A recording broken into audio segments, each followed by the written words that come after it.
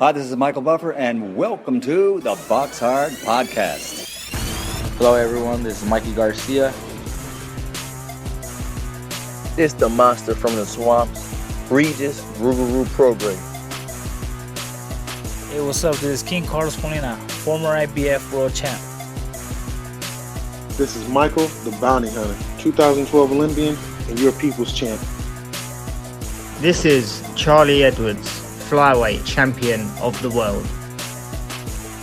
This is Fast Eddie Chambers, and you're listening to the BoxHard Podcast with my main man, Joey Coastman. Hello, everybody, and welcome to episode 260 of the BoxHard Podcast. I'm your host, Joey Coastman. I'm joined, as ever, for these past few months by the former heavyweight world title challenger himself, Mr. Fast Eddie Chambers. Eddie, how you doing, my man? I'm good today, man. How are you? Good today? Yeah, just today. Sometimes it's not so good. No, I'm good every day, man. No one would ever suspect it, man. You always sound cheerful and jolly. But yeah, you're speaking to me. I'm pleased that you're doing well. Anyways, yeah, so I'm going to dive into the review part, of course. When the review part ends, I'm going to do the quiz. That we need to come up with a name for that quiz. I'm going to throw another difficult question your way, Eddie. So you've been warned. Okay. And then all right. We'll do a little bit of news after that. Then I'll do the preview part, and then the show is going to end on an in-depth interview, a real in-depth interview with the former WBO Heavyweight World Champion Lamon Brewster.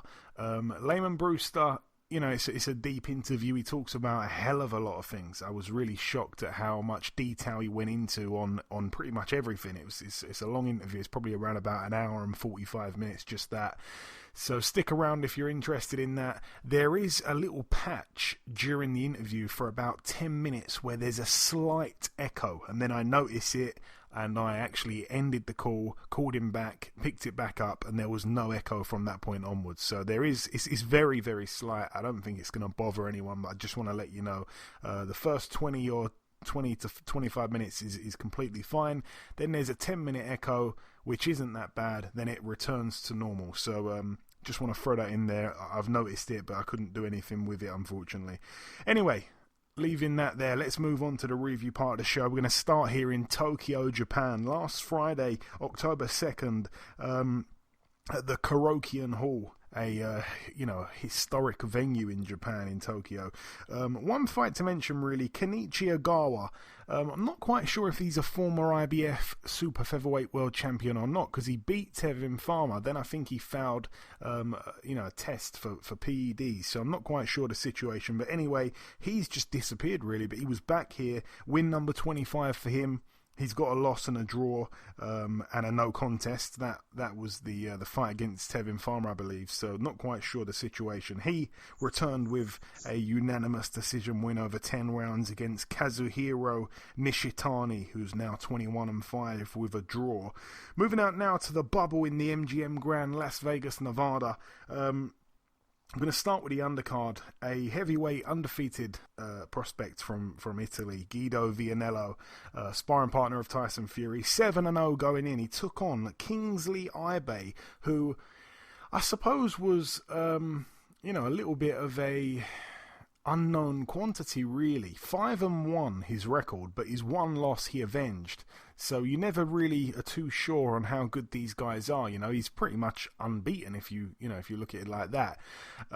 He, I think, had only been boxing though for something really, really short. I think it's something like not even 2 years. So he'd just turned pro. I don't think he had any amateur background, if I'm not mistaken. Could be mistaken. I don't think I am, though. But anyway, he gets in against Vianello. Vianello was cut really badly. The fight ended in a majority draw over 6 rounds. A lot of people saying that Kingsley Ibe deserved to win that one. A lot of people saying that Vianello was done a favour there. He remains undefeated. He's got the minor blemish, a draw. Yeah, 2 judges had it 57-57. Those judges, Chris Flores and Patricia Morse-Jarman. However, Adelaide Bird saw it by 4 points to Kingsley Ibe. So yeah, that's a lot of people were saying Adelaide Bird actually had the best scorecard for once in that one there. Moving up to the top of the bill, I don't suppose you've seen this fight here, Eddie. Okay. Which one was it? Mentioned Jose Zepeda and Ivan Baranchyk. No, I didn't see it. Right, I'm going to say this now. I'm going to say this now. You have to watch it. You have to promise me that you're going to watch it, because this was one of the best fights you will see. There were 8 knockdowns in 5 rounds. Both guys were down 4 times each.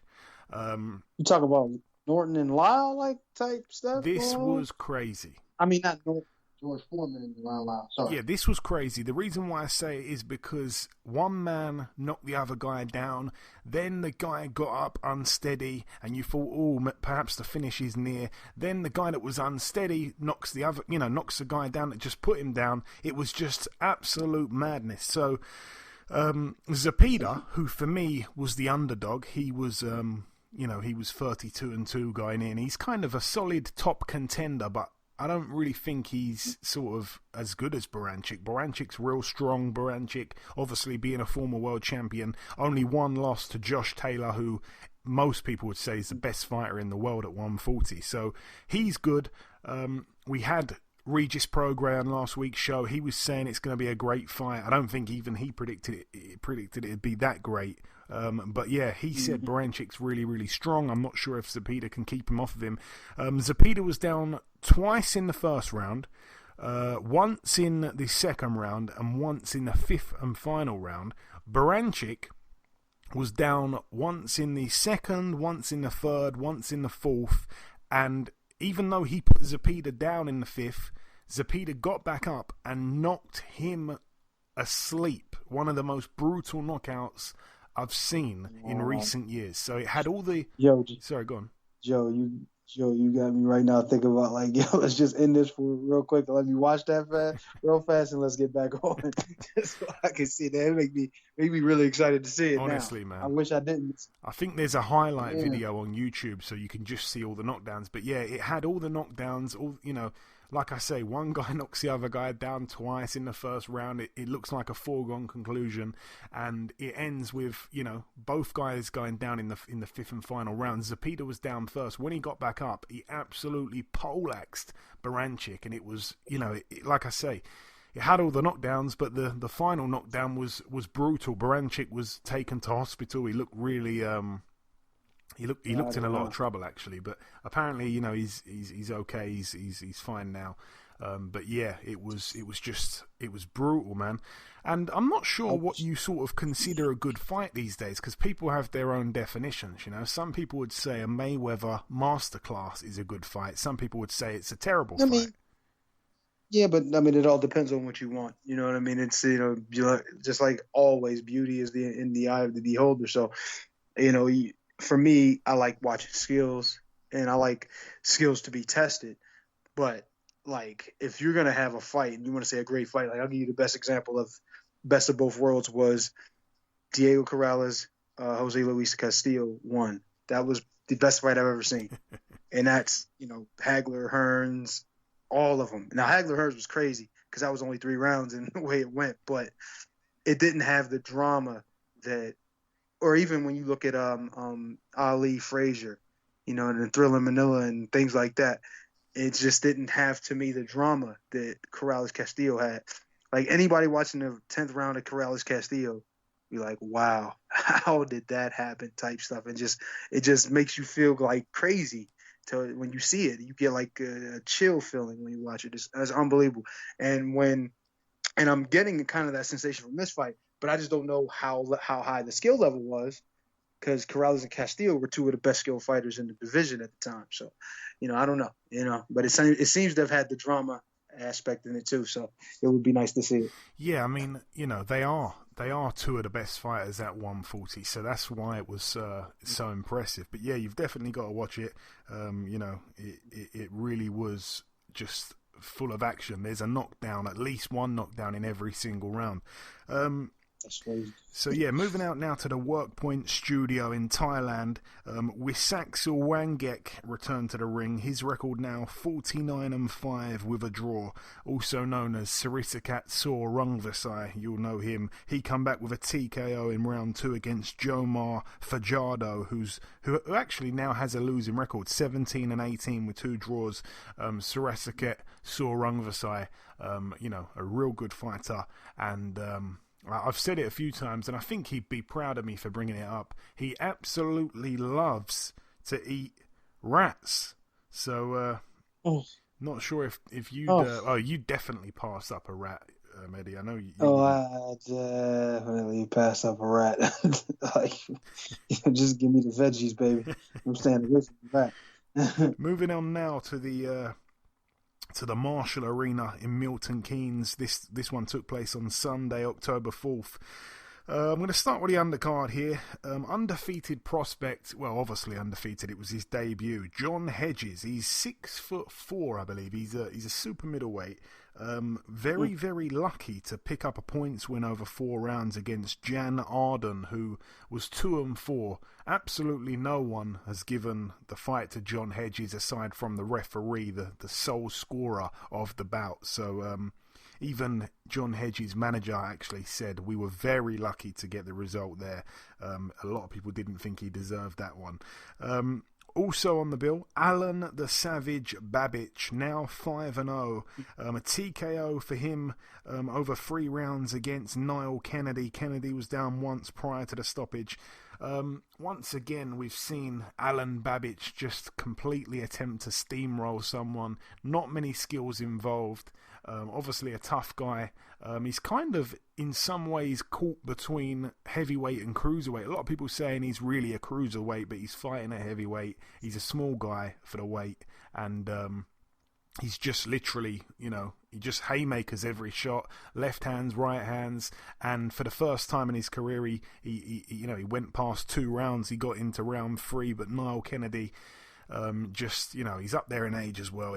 He just didn't have the punch resistance required, I think, to test Babic and take him into those later rounds, because Babic, for me, was actually looking quite tired right before he got his man out of there, or the referee jumped in and waved it off. I'm not sure if the corner came in with a towel, I can't remember, but yeah, Babic, everyone's licking their lips to fight him. You've got Tom Little wanting the fight, you've got Dave Allen wanting the fight, and they could potentially upset him there, but he's still undefeated anyway, 5-0 now.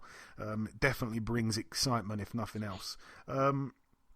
Moving up the card, Akib Fiaz picked up a win. He's now 6-0. It was a bit of a grudge match. He was able to beat Kane Baker on points over 8 rounds. I like Kane Baker, but it just didn't happen for him, He's now 13-7. I remember being ringside one time when he boxed Sanjeev Sahota, who is a guy that's just disappeared out of boxing, still undefeated, just completely disappeared. Not quite sure what's happening with him.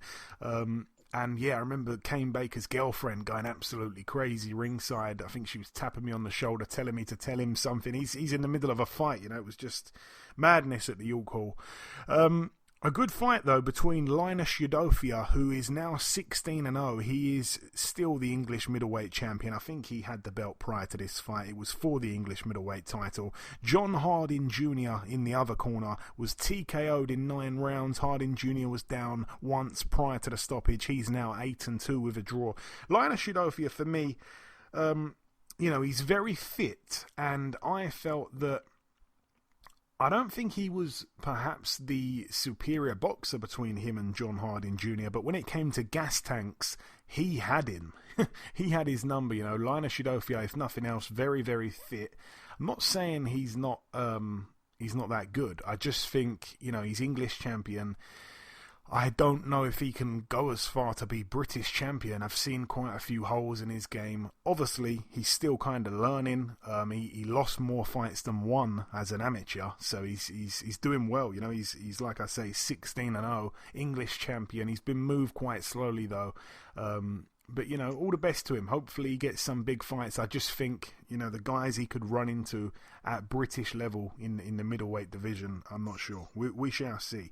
A brilliant fight on the card between Chantel Cameron, who's now 13-0, against the previously undefeated Brazilian lady Adriana dos Santos Arroyo. That one was for the vacant WBC World Female Super Lightweight title. Arroyo firstly came in, I believe, about 5 pounds heavy for the weigh-in, so the belt wasn't on the line for her.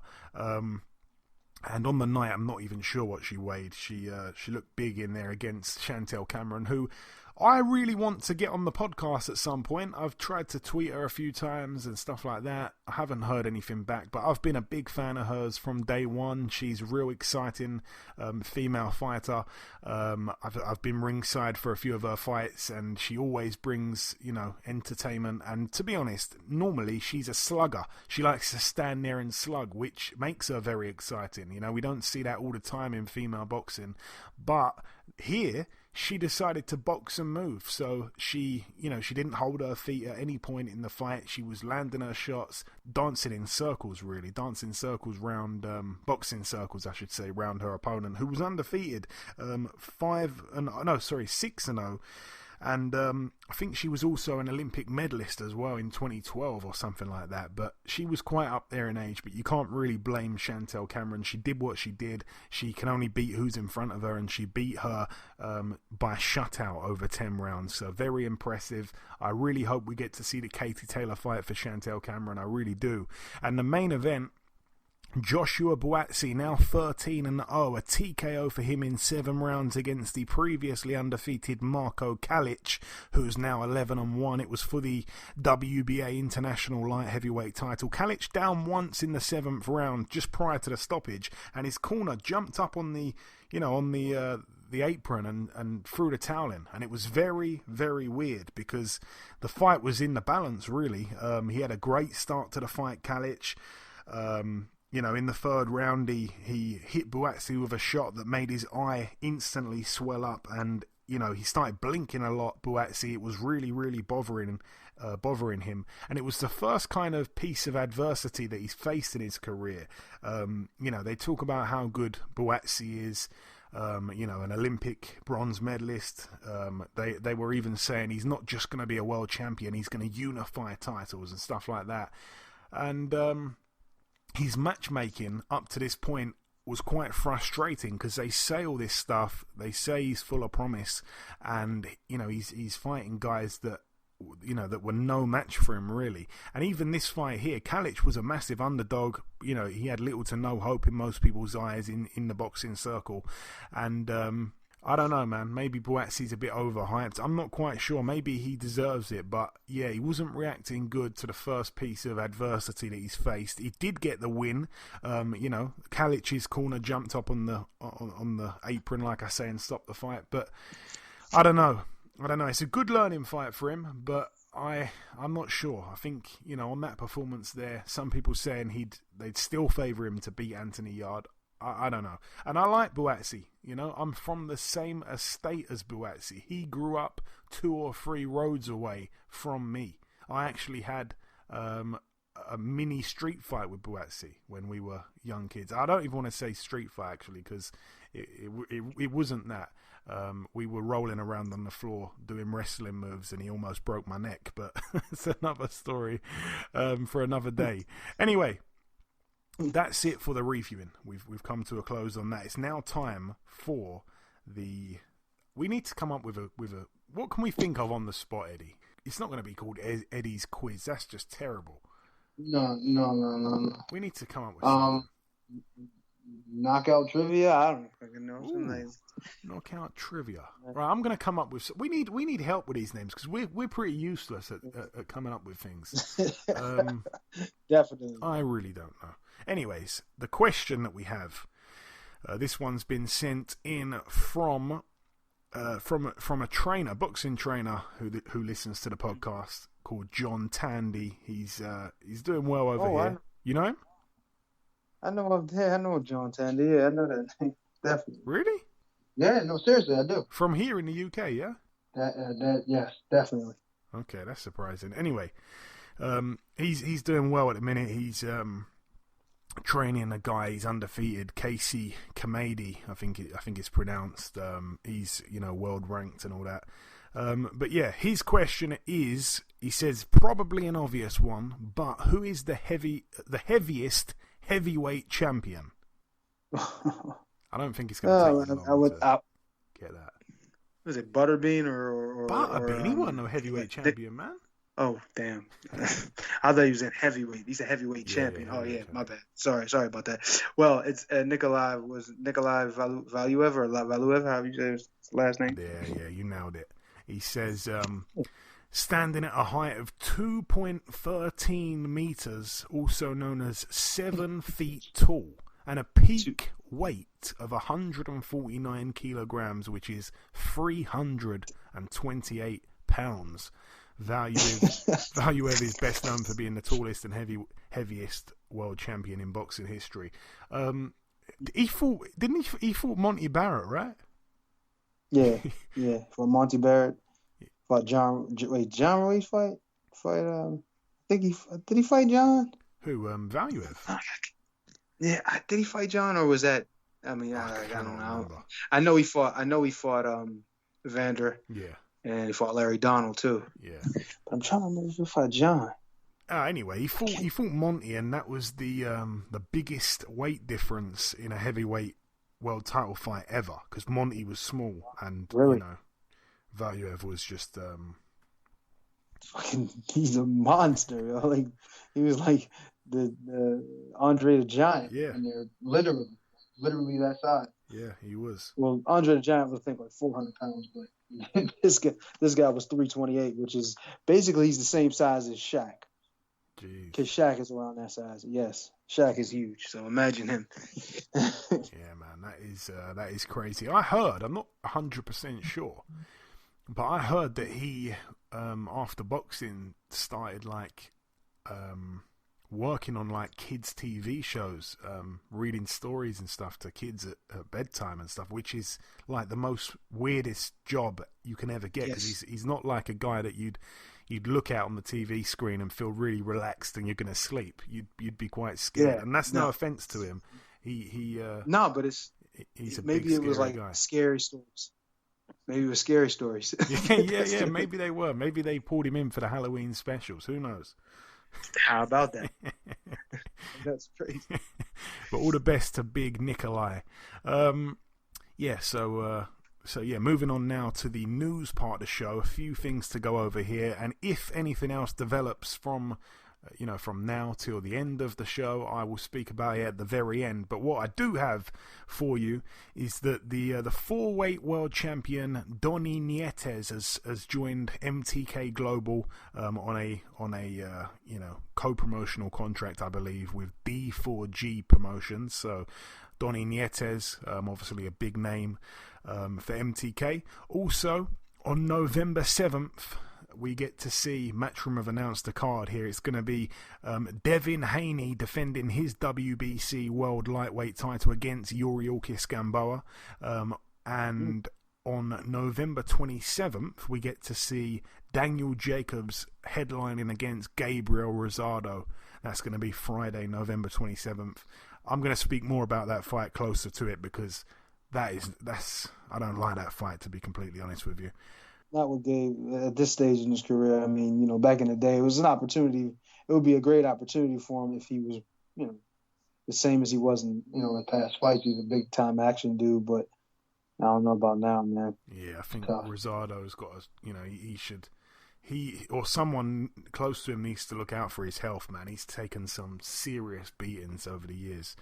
Gervonta Davis against Leo Santa Cruz. It was supposed to be October 24th. It's now been moved to October 31st. So that's it's been pushed back a week. So obviously last week's guest, Regis Prograis, he's going to be on that undercard against Juan Heraldez, the undefeated fighter. So again, that's also moved back a week. There's a real good women's boxing card that's been announced for November 14th. It's Matchroom putting the show on again. We get to see Katie Taylor defending her belts against Miriam Gutierrez, who's 13-0 with 5 KOs. That's a mandatory, by the way. We also get to see Terry Harper. She's defending her... What belt has she got now? She's got the WBC and IBO World Super Featherweight titles. She defends against Katharina Thanders, I think it said. She's 13-0 with 2 KOs. She's half Spanish, half Norwegian. I think she's the interim champion as well, something like that. So yeah, that one should be quite good. And we also get to see, this one for me is the best fight on the card, and I say it for this one reason. It's for a world title, so it's a triple female world title card. And again, it's on November 14th. We get to see Ebony Bridges. She is a Australian fighter, undefeated. She takes on Rachel Ball, who last time out upset Shannon Courtney. And Ebony Bridges is only 4-0 with 2 KOs. Okay, so she's 4-0 with 2 KOs. She's fighting for a world title. She's very, very much untested. And you're not going to probably know this, Eddie, because you're not really on Twitter. But she's pretty much famous amongst British boxing fans, especially for her looks rather than her boxing. Not many people have actually seen her fight. And she's been doing... Go on, what'd you say? No, I can imagine. Because with women's boxing, I mean, don't get me wrong, there's popular female fighters and all, but if it's something like a female's looks are exceptional or something like that, it's probably going to overshadow, because there are a lot of people who aren't really as hardcore boxing fans enough to be watching women's boxing as much. I'm saying as much. Don't get me wrong. There are people out there that are watching. Don't get me wrong. They're exceptional at what they do. However, I'm just saying it's not as popular. So if somebody looks a certain way, that's going to draw attention. Yeah.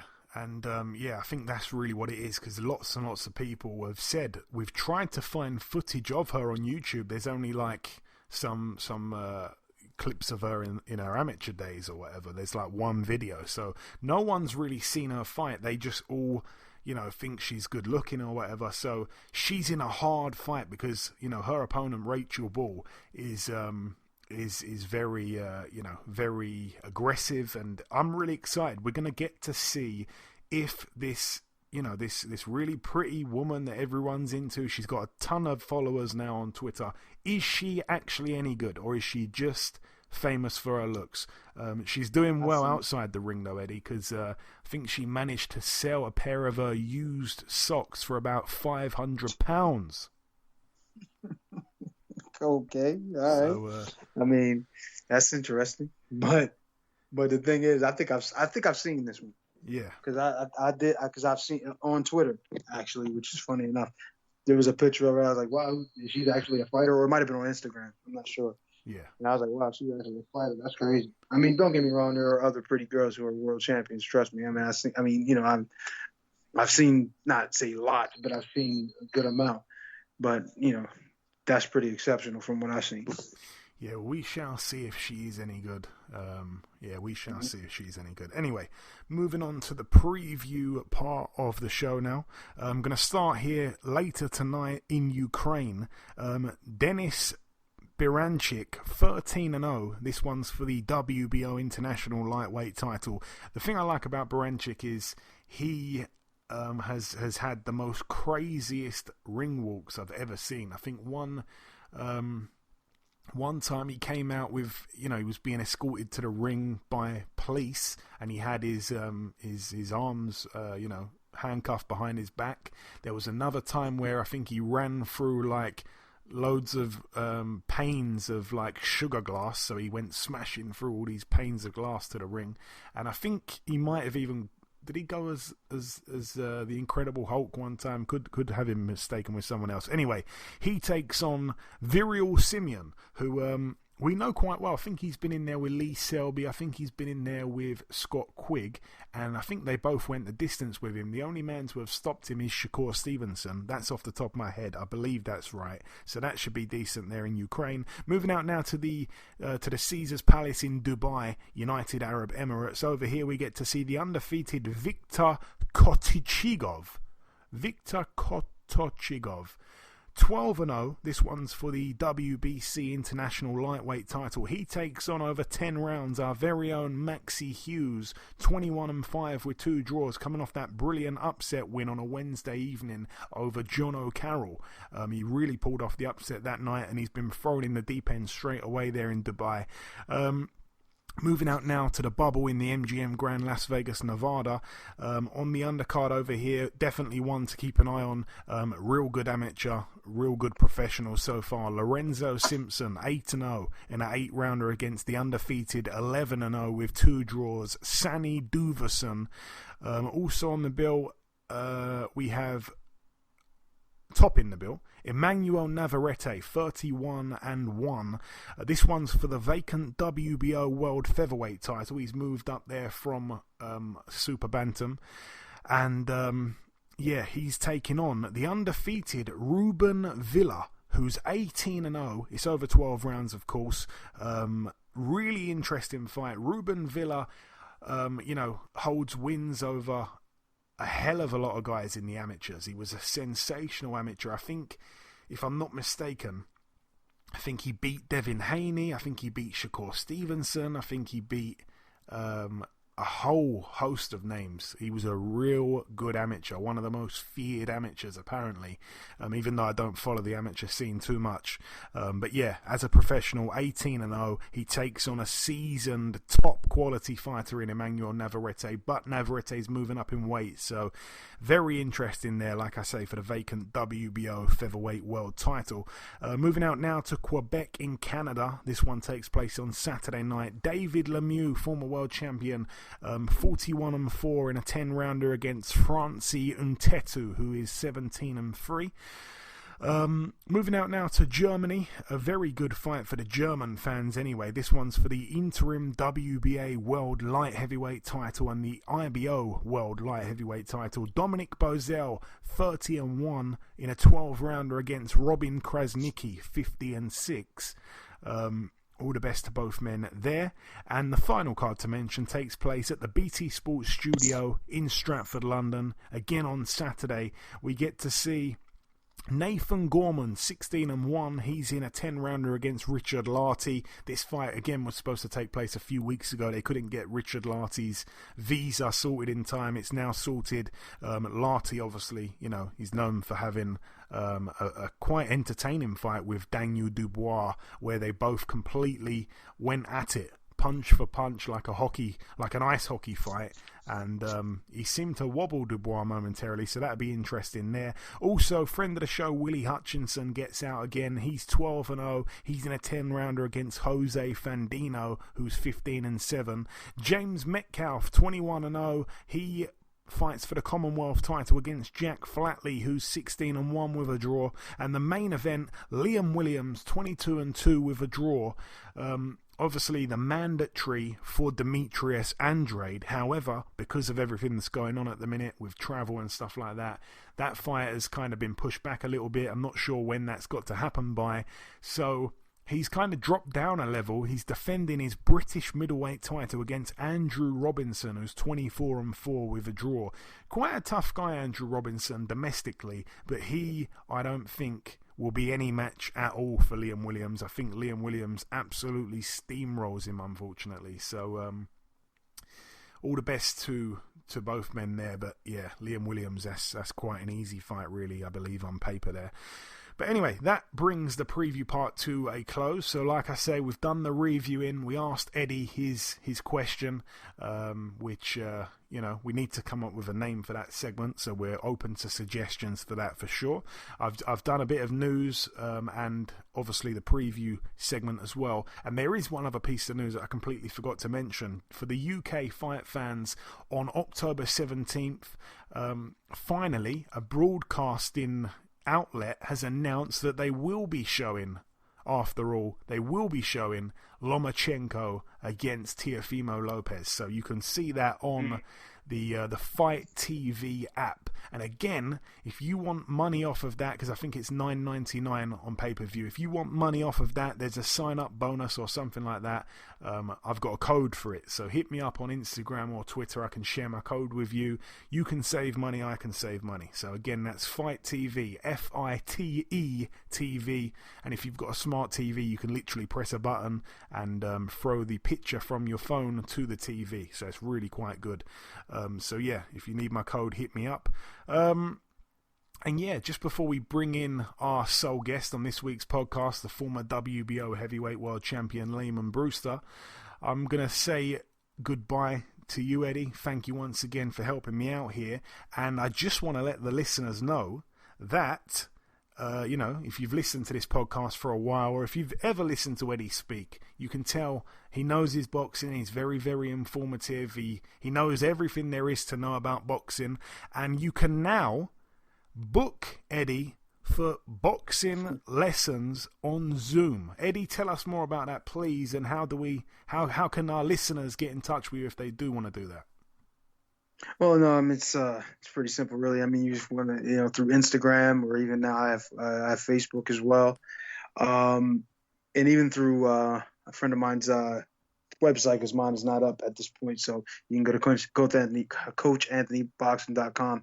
Also has the ability to get in touch with me there. But no, it's pretty simple, really. Get in touch with me. The first time we'll do it is we'll kind of discuss what the payment plan will be. I'm available for I have the what do they call it, the Cash App and Zelle and all of those things. And really it could be anything from, if you want to, we can work on your boxing skill. Obviously we can work on the finer points of it, or if you wanted to ask me questions, any kind of not trivia. I was going to say trivia because I'm kind of thinking about what we were talking about, Joey, but what I would advise on if you have fights, or even if your coach wanted something, from me or whatever. And there's various different things we can go over. I have also the diet plans and what it would be like to be in camp, and giving you an idea of a plan if you have a camp or something like that coming up, all kinds of things. And just get in touch with me and we'll figure out. Absolutely. And the best way to contact Eddie, I guess, is on Instagram, and your Instagram is at Fast Eddie Chambers, right? Yes, sir. You got it. At Fast Eddie Chambers. Pretty easy. Yeah. And how long are these sessions, by the way, Eddie? For example, how long are these sessions? Well, I was thinking, there's different things we can do with it, obviously, and I'm always known for going over the time because I'm kind of long-winded in the explanations most of the time, but they're generally for an hour. You want to go for an hour, have a nice amount of, because you don't want to just go on and on and on and on and on, because there's I guess you can get out of line with it and get a little long-winded with things that almost don't even really matter. So we kind of want to get right to work, and get straight to what we need to do, and whatever that is. Don't spend too much time. Like, that's why I say sometimes I'll go overtime, because we'll just spend time talking about what we did and how you can improve, and in that way we could just save that for another session. You understand what I'm saying? It just makes more sense to have a time to adhere to, not only just for the lesson itself there, but to leave room open, maybe if you wanted to come back and do it another time, or if I had more, because I'm busy as hell all the time. But if I had another session, or if you had something you had to do, let's just leave it at one particular time for an hour. And even I was thinking also, for those who don't want to spend, whatever I'm going to charge, I'm even thinking about doing the half hour as well. You know what I mean? To kind of give more people an opportunity to do it. Like I said, you can kind of squeeze some of the sessions into a half an hour, or you can just do one session this day and then do one session another day, and then make it into an hour, but you still get enough information where you can get yourself in shape, or just information in general on boxing technique or whatever. Okay, excellent, man. So again, if you want to do that with Eddie, you can hit him up on Instagram at Fast Eddie Chambers, or you can always contact me and I'll put you in touch, if it's easier, if you follow us already or whatever. If you don't have Instagram, hit me up and I'll put you in touch with Eddie. And anyone listening to me, you should definitely consider doing that if you've got an interest in learning something about boxing, if you've got an interest in losing some weight that you've no doubt gained like the rest of us during this lockdown period. Then even me, Mr. Joe, I've done that. So I've gained not terrible weight, but I'm just saying there's some gain. Really? You know what I mean? It's from the last time you were here, because the gyms I think were still open at if I'm not mistaken, at the time you were here. So I was able to still kind of go to the gym, even though it was, a little while after, they closed up. But now, I mean, I'm not overly, I'm not obese or anything like that, but I have put on a few pounds, and it's mainly in the last few weeks I've been working so much, and I haven't been able to train like I like to train. You know what I memean? So I've put on maybe about 5 or 6 more pounds than I want, and I know it doesn't sound like much, but for a person who's used to being on point with certain things, it's just it's a little annoying. You know what I mean? Not having the time to really put into your what you do and what you love to do. You know what I mean? Okay, man. Okay, cool. Well, like I say, if you want to do that, hit Eddie up. There'll be an introductory kind of, time to sort things out, get your plan, I guess, sorted out. And then from there, 1 hour sessions or whatever, hit Eddie up for the prices. If you've got Cash App, I'm sure Eddie's got a PayPal somewhere. And you should definitely do that, like I say, because, if you've ever listened to Eddie on these podcasts, you know that he knows everything there is to know. And even if you just do one session, you will learn so much in that one session that it will be worth it even to just do the one. But, there's every chance you could really enjoy it and want to keep coming back. So please, if you're interested, definitely hit Eddie up for that. Anyway, that wraps everything up. Just before we bring in our sole guest, like I say, Eddie, just want to thank you once again for doing this with me. As always, I appreciate you, man. Thanks. Not a problem, man.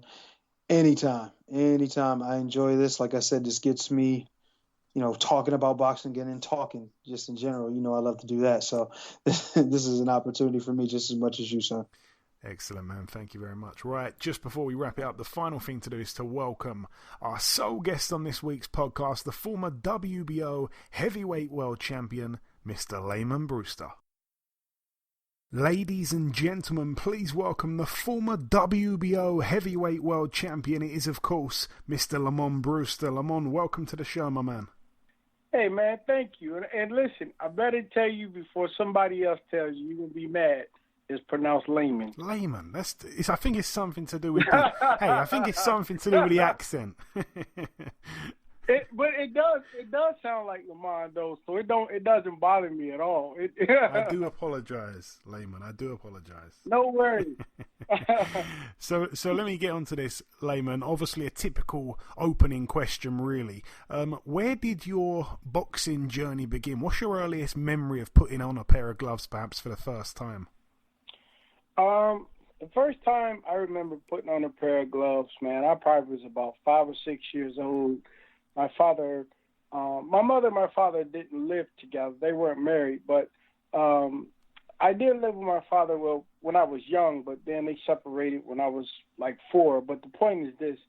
My father had a pair of gloves that he used to keep in his closet every time I would go over to visit on the weekends, but he would never allow me to play with those gloves. He did a little boxing in his early days as a teenager, and, I guess he held on to those gloves.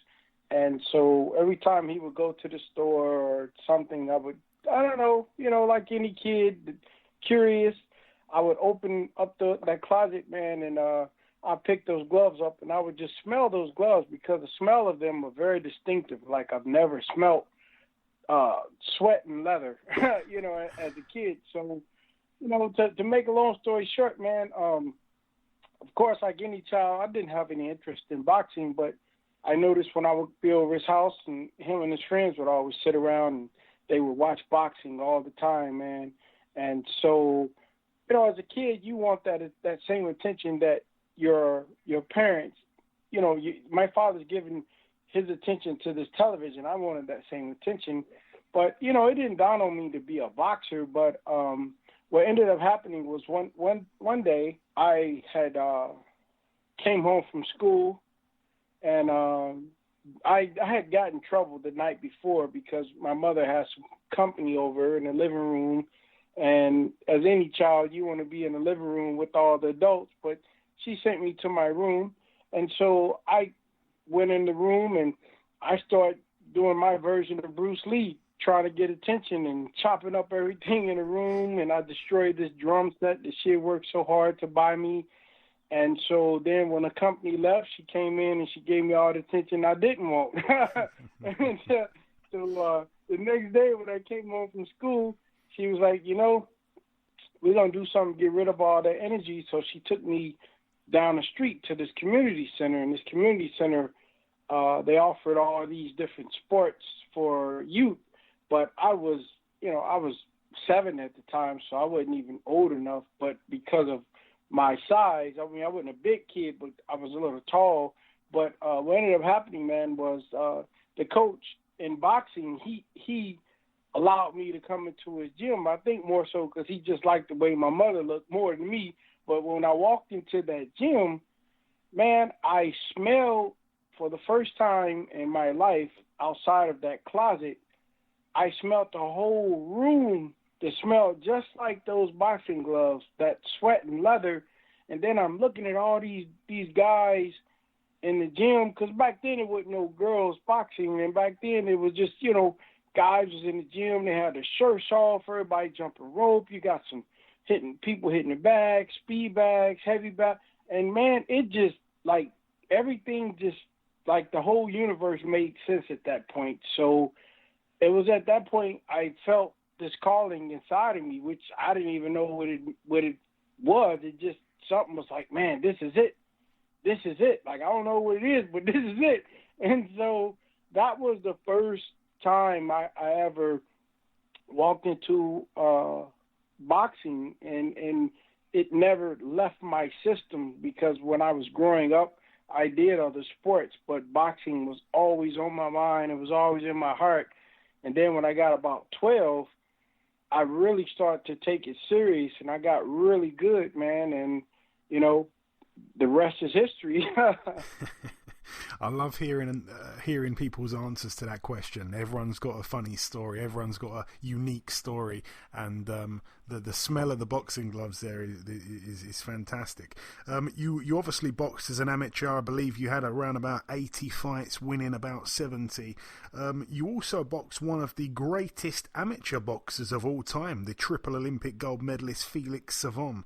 What was that like to share a ring with him? Oh, man, it was bittersweet. It was, okay, I'll give you the sweet part, then I'll give you the bitter. The sweet part was that he was Felix Savon. He was the great Cuban. He was the guy that no American had ever beat. And it was just like, wow, man, I'm with a legend, you know. But the bitter part was I caught the flu. I literally had the flu. And I had very, very congested chest. And so I was so sick, and I remember this, man, and it's so crazy. When I was on the U.S. Olympic team, I was so sick. It was in Buenos Aires, Argentina. Never forget it. And I remember I had to walk the hallway the entire night of the fight, really for almost 2 nights, but the night of the fight, it just got way worse. And so every time I would try to lay down, the fluid on my chest would make me cough so bad, and it hurt, man. So I would try to sit up, but then if you sit up, your nose is stopped up because your blood isn't flowing. So the only thing I could do was walk the hallway until I just couldn't stand it no more, and I passed out. So once I did that, man, I went to sleep probably about 2 hours before I had to be on the scale. And then when I got on the scale, I remember I got on first, and they were like 91 kilos or whatever. I'm like, man, I'm from America. I don't know about kilos. I know about pounds. Oh, and so then he got on the scale right after. But when he got on the scale, was like he got right on and got right off. I'm like, hold on, man. first of all, this dude looked like he way bigger than 201 pounds. And so when I got on the scale, they were making sure, like, oh, my gosh, I stood on the scale for about a minute or two, man. Like, they were making sure I was 201. But then when it came to him, it was like, soon as he got on, he got right off. They were like, he good. I'm like, hold on, man, what the heck? So anyway, we get in the fight, man. And the first round of the fight, I felt like I actually won the fight, the first round, or it was close anyway. But then in the second round, he had caught me with a shot, and it made me wobble. And then he had caught me later on in that second round, and they stopped the fight. Like, he didn't knock me down or anything like that, but they stopped the fight. I'm like, hold on, man, what the heck? So I asked him, I'm like, man, why did you guys stop the fight? I mean, first of all, you saw I wasn't hurt. He said, well, we wanted you to be able to come back because you got to fight in the U.S. National Championships in 2 weeks. And if you get a third a third 8 count, then you won't be able to fight for 30 days. So you won't be able to fight in the championships. I said, so you telling me you rather me be number one in the United States than be number one in the world? You know what I mean? Like, I'd rather you had let me continue because I had already had my mind that, okay, I'm going to change up my style, this and that, because I was putting pressure on him in the first round. He was scared to death. His eyes was bucked. And then in the second round, like I said, with that cold, man, it was like, oh, my gosh. They wouldn't let me take any medicine because it would have showed up in my drug test. So only thing I could take was aspirin. So that's the bitter of the sweet of that story of fighting Felix Saban, is because I didn't get to fight him when I was 100%, man. And hey, I don't take anything away from him, but I just wanted to fight him when I was at my best. That's all. Yeah, and that's fair enough. But no, it's great to hear a backstory to that as well. Obviously, Savon being just a truly sensational amateur. What was your highlight moment, really, of the amateurs? What was your best moment, your favourite moment of those 80 fights you had? Man, you were the first person that ever asked me that. It's always good to hear that. I need to take an 8 count so I can get my head together, because ain't nobody ever asked me that question. What was my best fight? Wow. Interesting, man. Wow. I'm going to call you the sniper. You can call me off guard. Okay, so in wow, I'm just thinking, like, I really. Okay, so there are a couple. Okay, well, oh yeah, I guess now thinking about it, there was a guy by the name of Darrell Dixon. Darrell Dixon was the reigning U.S. champion from 93 to 94. And so I got a chance. When I was supposed to fight him in 94, I got robbed in a fight at the U.S. champion in Colorado Springs, because I fought a dude, that Kevin Rooney, who, as you know, he used to work with Mike Tyson. He bought to the Nationals, and I was fighting him in the semifinals to go to the finals. And they ended up giving him the fight by hitting me on the elbow. Like, you can watch the tape. The dude hit me on the elbow, and I got 3 8 counts. Like, I never got hurt. I never staggered. This guy hit me on the elbow. He hit me on the shoulder. The first time he hit me, I got an 8 count. Okay, so what? That's what happens. That's just boxing. But it ain't like I was wobbly or nothing. It's just that when he hit me, because it was a good shot, you try to catch your balance. I didn't fall. I didn't almost fall. I just staggered. He gave me 8 count. Fair enough. Second time, he hit me on the elbow, 8 count. Third time, he hit me on the shoulder, stopped the fight. And I was like, hold on. So then I see him fight. He goes on to fight in the finals against Darrell Dixon, which I was supposed to fight in 93. And so I believe, no, it may have been 94. But the point is this. So I'm like, oh my gosh, man! Like this dude, Darrell Dixon, he's a really, really good fighter out of Chicago. Remind me of Tim Witherspoon because he had a really good overhand right. And so as I'm fighting this, as I get a chance to fight him, matter of fact, is to go to the Pan American Games, which I just told you about, Felix Savant. I follow him in Portland, Oregon, and that's the first time I ever been to Portland. And his wife sang the national anthem for the events to start. So I'm like, wow, this dude wife singing the national anthem. He got all the politics in his corner. But I'm like, shoot, man, he's fighting me. It don't even matter because I already had it in my mind just for the simple fact that I'm from Indianapolis, Indiana, which nobody heard of on the boxing map. And now I'm in Los Angeles, which I'm from Indianapolis. So nobody's going to respect me because, for one, I come out of 108th and Broadway because my trainer name was Bill Slayton, who trained Ken Norton. Ken Norton was his first heavyweight champ, and I was his last heavyweight champ. But the point is this. For some reason, they didn't like my style of fighting because I didn't fight with my hands up. I fought from the up jab position, kind of the jerky like Ken Norton, but just slick. And so I knew from previous fights that I had in California, I had to knock people out to win. So that's what I just had in my mind. Now I'm fighting Darrell Dixon, and I'm like, well, you know what? I know I can't win. His wife just sung the national anthem. Number two, he's in with the in crowd, like he's a franchise fighter, if you will. He won the Nationals last year, so there's 2 years in a row. So I said, man, I have to knock this guy out. And so it was this rivalry because I had beat everybody and I had knocked out everybody pretty much. And so when me and him fought, man, I just remember I went out there. You can watch it on YouTube, as a matter of fact, man. And I just used my jab. I'm nervous because I know this dude can fight, man. And I'm using my jab, but he made the one mistake that Andrew Galata and every other fighter that made to try to come forward. He tried to fight with me. And so when he stepped forward, he tried to hook with me. Now, there's something my father always used to tell me growing up. He said, son, don't hook. He said, never hook with a hooker. And so I called myself the prostitute because I first of all, I'm left-handed, and I was converted when I was 12. So from 7 to 12, I fought southpaw. But at 12, by Honey Boy Bill Brown from Indianapolis, Indiana, by way of Louisville, Kentucky, he was a bare-knuckle brawler that had 330 bare-knuckle fights. He used to hobo back in the Depression with Jack Dempsey.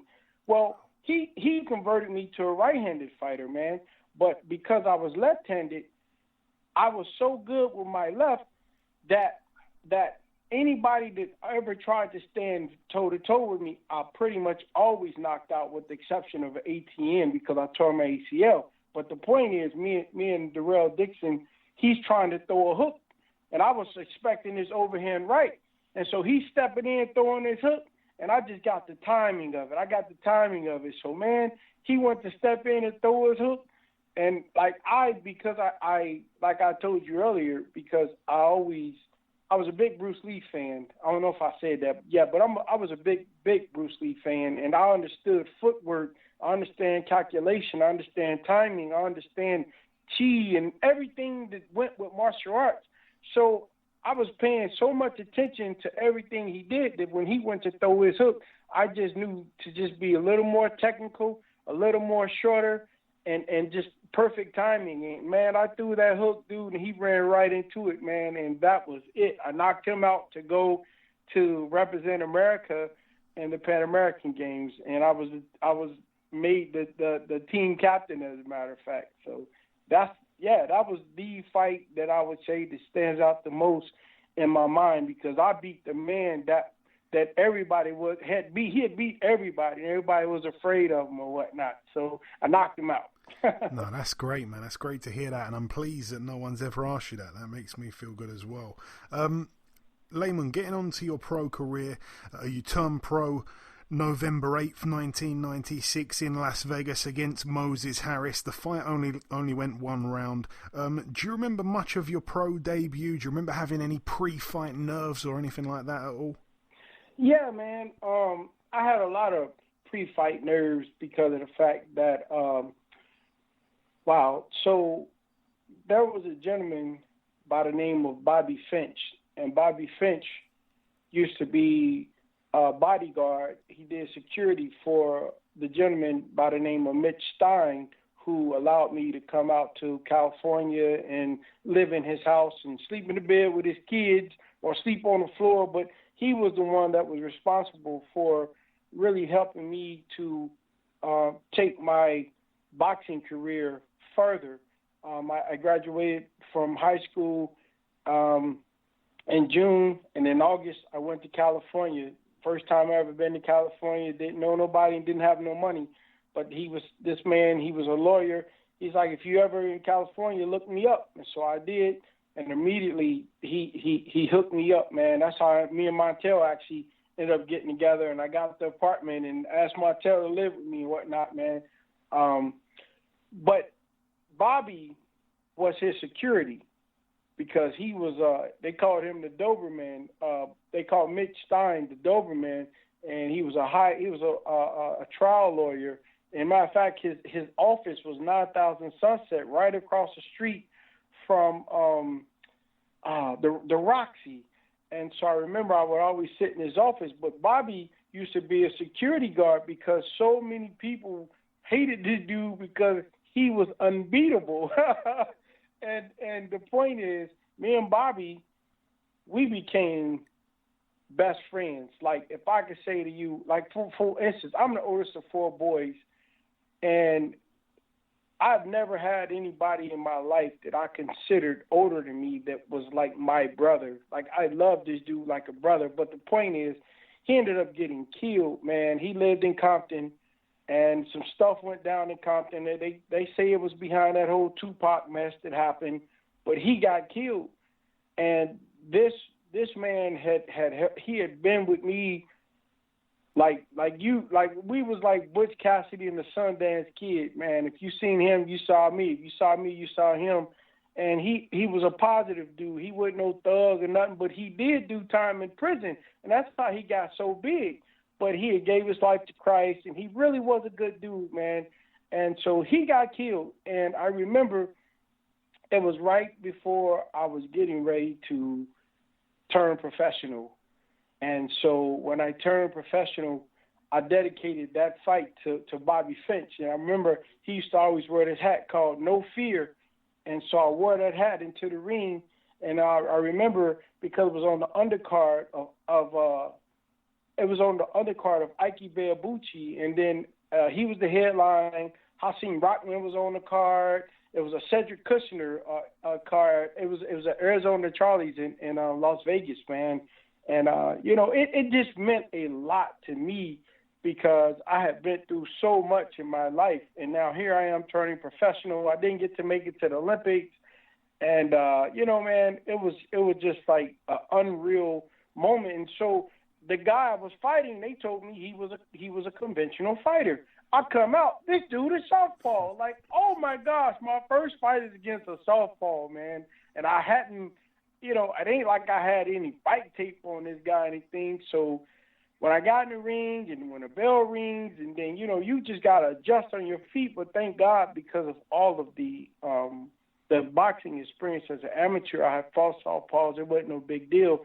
I was able to take care of business. But that fight meant a lot to me, man, because that was my dedication to Bobby, because I know without Bobby, I wouldn't, I wouldn't be here today. Like, he was my big brother. He gave me the courage, and I'm in Los Angeles all by myself, and he gave me that protection that I felt that I needed, that I know I needed, just to get up every day and run no matter where I was. He'd come get me, and he was always there for me. So that fight meant a lot to me. No, again, it's brilliant to get this backstory, and you mentioned there obviously Ike Beabucci on the card as well, Hasim Rahman. You were really fighting on cards with big name guys very quickly. Obviously, in your second pro fight, Tommy Hearns was on that card as well. But moving forward, let's fast forward to May the 6th, 2000. By this point, you're 23-0 with 20 KOs, 15 of them within just 2 rounds. You came up against the then undefeated 15-0 Clifford Etienne. On this occasion in Pittsburgh, it would be your first career loss on points unanimously and wide, actually, over 10. What do you recall of that bad night there? Well, you know what, man? There were circumstances why I lost that fight, and it was my fault. Number one, I used to be married to an actress, and it was a very hard breakup. It was a hard divorce for me mentally because, like I said to you, I lost a go to the Olympics. Me and my wife split up, and I lost my best friend. I lost all this. All this happened within 3 months. So it really, really, really mentally had an effect on me. Now, I had moved on with my life, and I had remarried and everything, man. But at the same time, because she was a big actress, I wanted to prove to the world and to her, I wanted everybody to see that they made a mistake on doubting me. And so I was fighting this guy, Cliff Etienne, and I'm undefeated. This is on HBO. This is my first time ever fighting on HBO. So I'm super pumped up. And so by this time, I'm managed by a guy named Sam Simon, who created Bart Simpson, co-creator of The Simpsons. And so everything was just great. And this was my chance to shine, to show the whole entire world who I am. And so I'm training. I trained at Wild Card at Freddie Roast Gym. Now, I don't make no excuses. I lost the fight. I'm just going to put that out there. But I'm going to tell you my side of the story. Number one, for that particular fight, I trained to box him. I couldn't get sparring for some reason. I don't know why. I could not get sparring. But that's not no excuse. Number two, I was so hyped up before the fight that I lost my cool because all this time I saw that he was undefeated and he was from prison and everybody, I'm like, man, hold on, man. He ain't did half of the things I've done. I'm Lamon Brewster. Are you crazy? I'm one of the most decorated amateur heavyweight. I'd have knocked out everybody in the amateurs. Like, really? I'm going to kill this dude. But I said I was going to box him because the rule in boxing is don't slug with a slugger and don't box with a boxer. Being that he was a slugger, I didn't want to slug. So I trained that entire camp to box him. But because of the magnitude of the fight, my first time on HBO, and I'm super excited, I wasn't able to control my nerves. I wanted to show the world who I really was. And then my trainer, God rest his soul, Bill Slayton, as I'm walking to the ring, he says, son, you be the boss.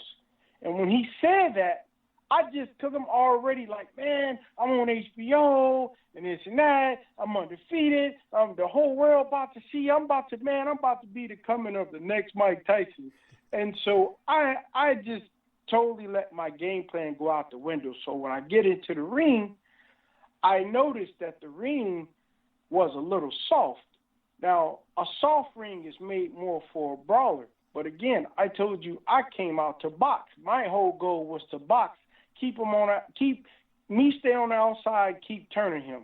Because I felt like ain't no point in slugging with him, even though I can slug, but I want to show people that I can box because I can.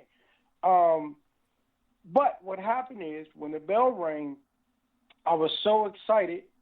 My energy, everything was my adrenaline. I was just hyped, man. I didn't calm down. And like I said, after my trainer said, you be the boss, I was like, look, forget that. I ain't boxing. I'm fighting this dude, man.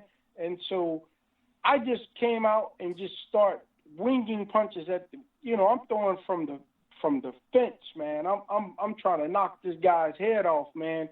And he had one of them kind of styles where he kept dipping down. Now I could have did what any fighter would have done that cheats, and I could have chopped down on the back of his head and knocked him out. But I'm not a dirty fighter. I don't believe in that, so I didn't do that. Even though I did pay for it, because by him dipping down every time he raised up, he kept hitting me in my eyes, and I had cuts on both eyes because of his head, and the ref never called it. But this is the whole point why I lost the fight. And so this is ironic. I'm having this conversation with you because right now I'm having trouble right now as we speak. I've been icing my ankle right now for the last 2 or 3 nights because of this. So when I fought ATN, as I told you, the canvas was cushiony. It wasn't a bouncy. It was one of those where your feet sink down into the canvas. So anyway, when he came out and I came out, we both started just winging at each other, man, just street fighting. I'm from the street, so let's do it. I wanted to prove something, but I was trying to bite down so hard, whereas when you get into your hips and you turning from your hips, your knees, your ankles, your thighs, when you putting your weight behind your punches, you have to put your feet flat in the canvas, which is what I was doing. But being that the canvas was so soft, when I went to go crank one of my big hooks at him, I tore my entire, partially torn. It wasn't complete torn, but it was partially torn. I tore my meniscus, my patellar tendon, every part of my knee. It was ripped, and so from that point on, in the first round, I couldn't hardly stand on my left leg. But my adrenaline was so high, I just kept fighting. And how I made it, I don't know. But I remember when I went back to the corner, I didn't want to tell my trainer because he was asking me what was wrong, and I was like, nothing. You know what I mean? Because I knew he would have stopped the fight because he cared more about me as his son, which he raised me as, than me as a fighter. So I didn't say anything until after the fight, and of course he chewed me out. But at the same time, man, I didn't want the fight to be stopped. But from that point on, man, I could never put my weight on my left leg. So if you watch the fight, I'm pretty much on one leg, and I'm kind of fighting on my back leg more than anything because I can't put any weight on my left leg because I done just torn everything. And I remember the next day as me and my wife was coming down the escalator, he was already in line checking out. And so when I was coming down, he was watching me come down, and I had to suck it up. Like I immediately, no matter how much pain I was in, I just sucked it up, and I just good fight, man, blah, blah. But I refused to let him know I was in pain. But I remember for 3 days after that, I couldn't walk anymore. I chipped the bone in my ankle, and I tore my like I said, my ACL and all the ligaments in my left knee are partially torn. And so, as I say, it's funny I'm having this conversation because for the last 3 nights, and it's funny because I don't walk flat with my left foot anymore. I kind of walk on the right side, the left side of my left foot because I can't put my leg straight because there's a chipped bone, the fragments, and I never allowed them to suck it out because I didn't want the surgery. But I'm paying for it now, as now I'm 47, and that was umpteen years ago. It's really bothering me now. So it's crazy that you asked me that because I lost that fight simply because I tore my ACL and chipped the bone in my ankle, and that actually led up to why I even lost my second fight to a guy by the name of Charles Schufer. Yeah, which I want to get onto because obviously, 4 months after that fight there, you were back out at the Silversmith Casino. You picked up an easy win against Val Smith, a first round KO. And then, like you say, 4 weeks after that, you're back in action, perhaps a little bit too soon. And yeah, Charles Shufford, unanimous unanimous loss over 10 rounds on the Mayweather versus Augustus undercard in Detroit. So 2 losses in just a 5-month period. Tell us about that one there, Lamon. Well, what I did after the ATN fight, there's a gentleman by the name of Dr. Leroy Perry, and he has a a back place. He's a back specialist, and it's called ISI Institute in Los Angeles. He told me that he was going to try to help me to strengthen my knee without having surgery. So he found these people up in Vancouver, and they had me they flew me up to Vancouver, and they put my knee in this box that it sends these electrical pulses, these signals, electrical pulse something. Like for 1 hour, I did it twice a day. You're supposed to do it for 10. You're supposed to do it. The treatment is 10 times. So I did it twice a day up until I did the 10 treatments. But the point is this: it actually reattached my ligaments in my knee without surgery, and so I was able to take that fight with Val Smith. But then after I won that fight with Val Smith, because I had gained so much weight, when HBO called and said, well, we have another ShowBox fight for you, I was like, yes.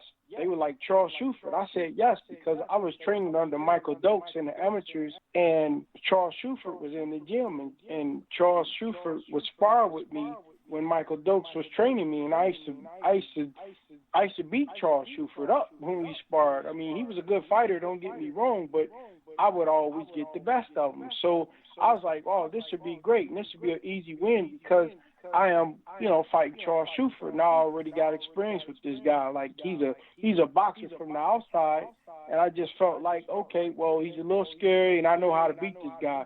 But I wasn't satisfied because, like I said, I had gained so much weight from ATN, because after the ATN, the doctor, he told me I had to be on bed rest. And that was the first time in my entire life I had to be on bed rest. So all I did was watch Dragon Ball Z and eat junk food. So I blew up. I gained so much weight in such a short time, man. And so even when I fought Val Smith, I wasn't at the weight that I wanted to be at. But when I got the fight for Charles Shuford, I was like, okay, you're going to be on TV again. You're going to win this fight. So you got to make sure that your weight is right. So I did the worst thing that a person could ever do. I asked a non-boxer about how to lose weight.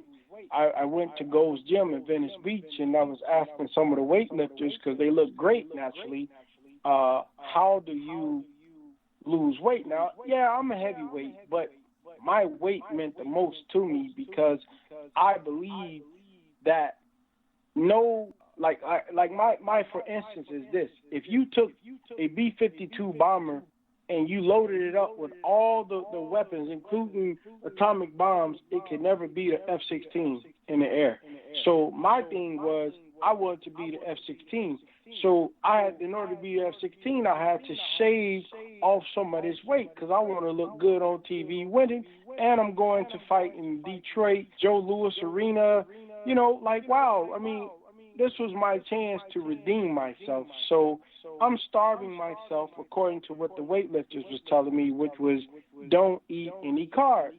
Well, I have to admit, man, I was ignorant. I didn't know that carbs is the thing that gave you energy. I didn't know that. I thought if you were eating meat, I thought if you were eating meat, that you had energy. And so when I'm training, I'm real tired all through camp, but I thought it was just because I was training super hard, because I really, really wanted to get my weight down. Well, guess what? I got my weight down, but because I had totally depleted my body of carbs, I guess that I thought that once the week of the fight came, I could just eat carbs and then I would get my strength back. I was so freaking dehydrated that it wasn't until 2 weeks after the fight that I actually felt like I was strong enough to fight. So when I fought this guy, man, in the first round, I remember I didn't want to jump on him and I really wanted to take my time, unlike the ATN fight, because I'm on television, I'm going to control my nerves, and I want to make sure that I don't tear my knee. So anyway, when the bell rings, I go out, I'm just taking it easy with him, and then I got him in the right position, and I hit him. Boom, boom, boom. And, man, when I hit him, I said, I got him. I'm going to go on and finish him off. And it was like something from a Bugs Bunny cartoon, man. It was like somebody was under the canvas with a magnet, and then I had, magnets in my shoes.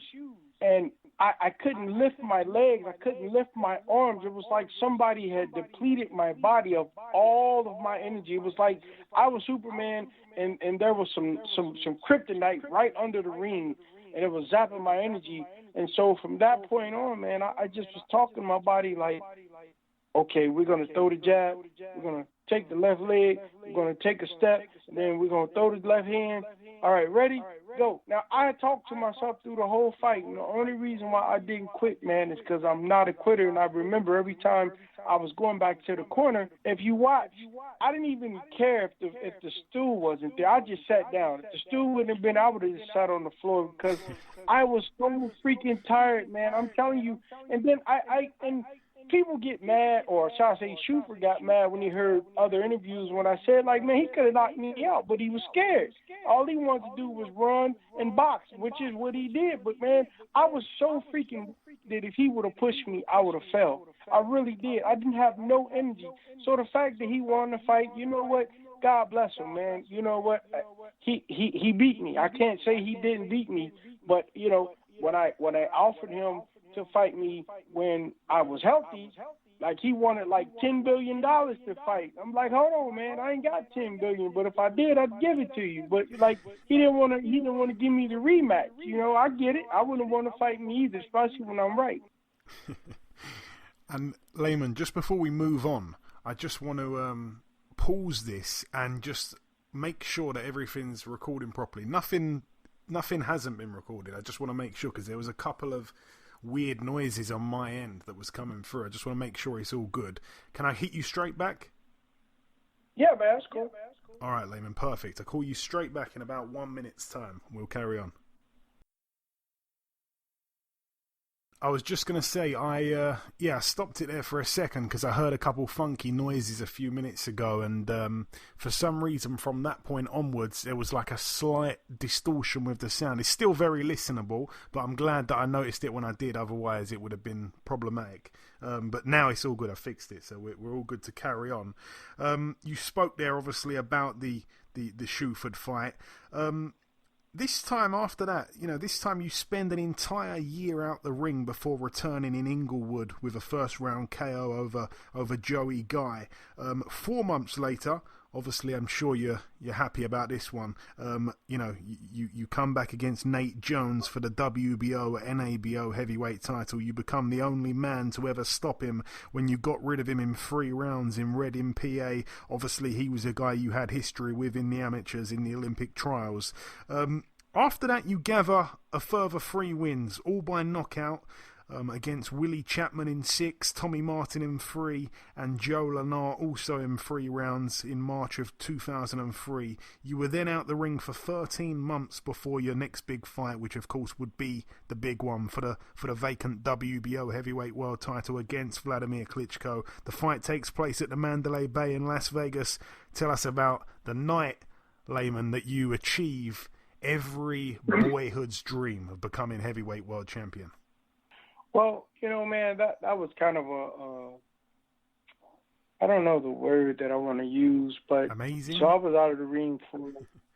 Yeah, well, you know what? But leading up to it, man, is what I'm getting at. When I had the previous fight, when I fought the Joe Lennart guy, I remember at the Thomas and Mack Center, wherever that was. I went to the WBO convention down in Miami, and I had beat Nate Jones, and that moved me from that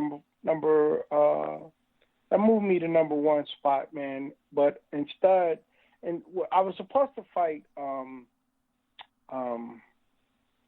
what's the gentleman that he's dead now from South Africa, the guy that actually knocked out Vladimir before Corey I Sanders, did. Corey Sanders. Yeah, man. So I was supposed to fight Corey Sanders, but the WBO has sent me a letter that stated, you're number 1 and you're supposed to fight Corey Sanders. So I go to camp to fight Corey Sanders, and it's the first training camp I've ever been to, and Don King tells me to go back home. And so I have to sit and watch Vladimir Klitschko fight every 3 months.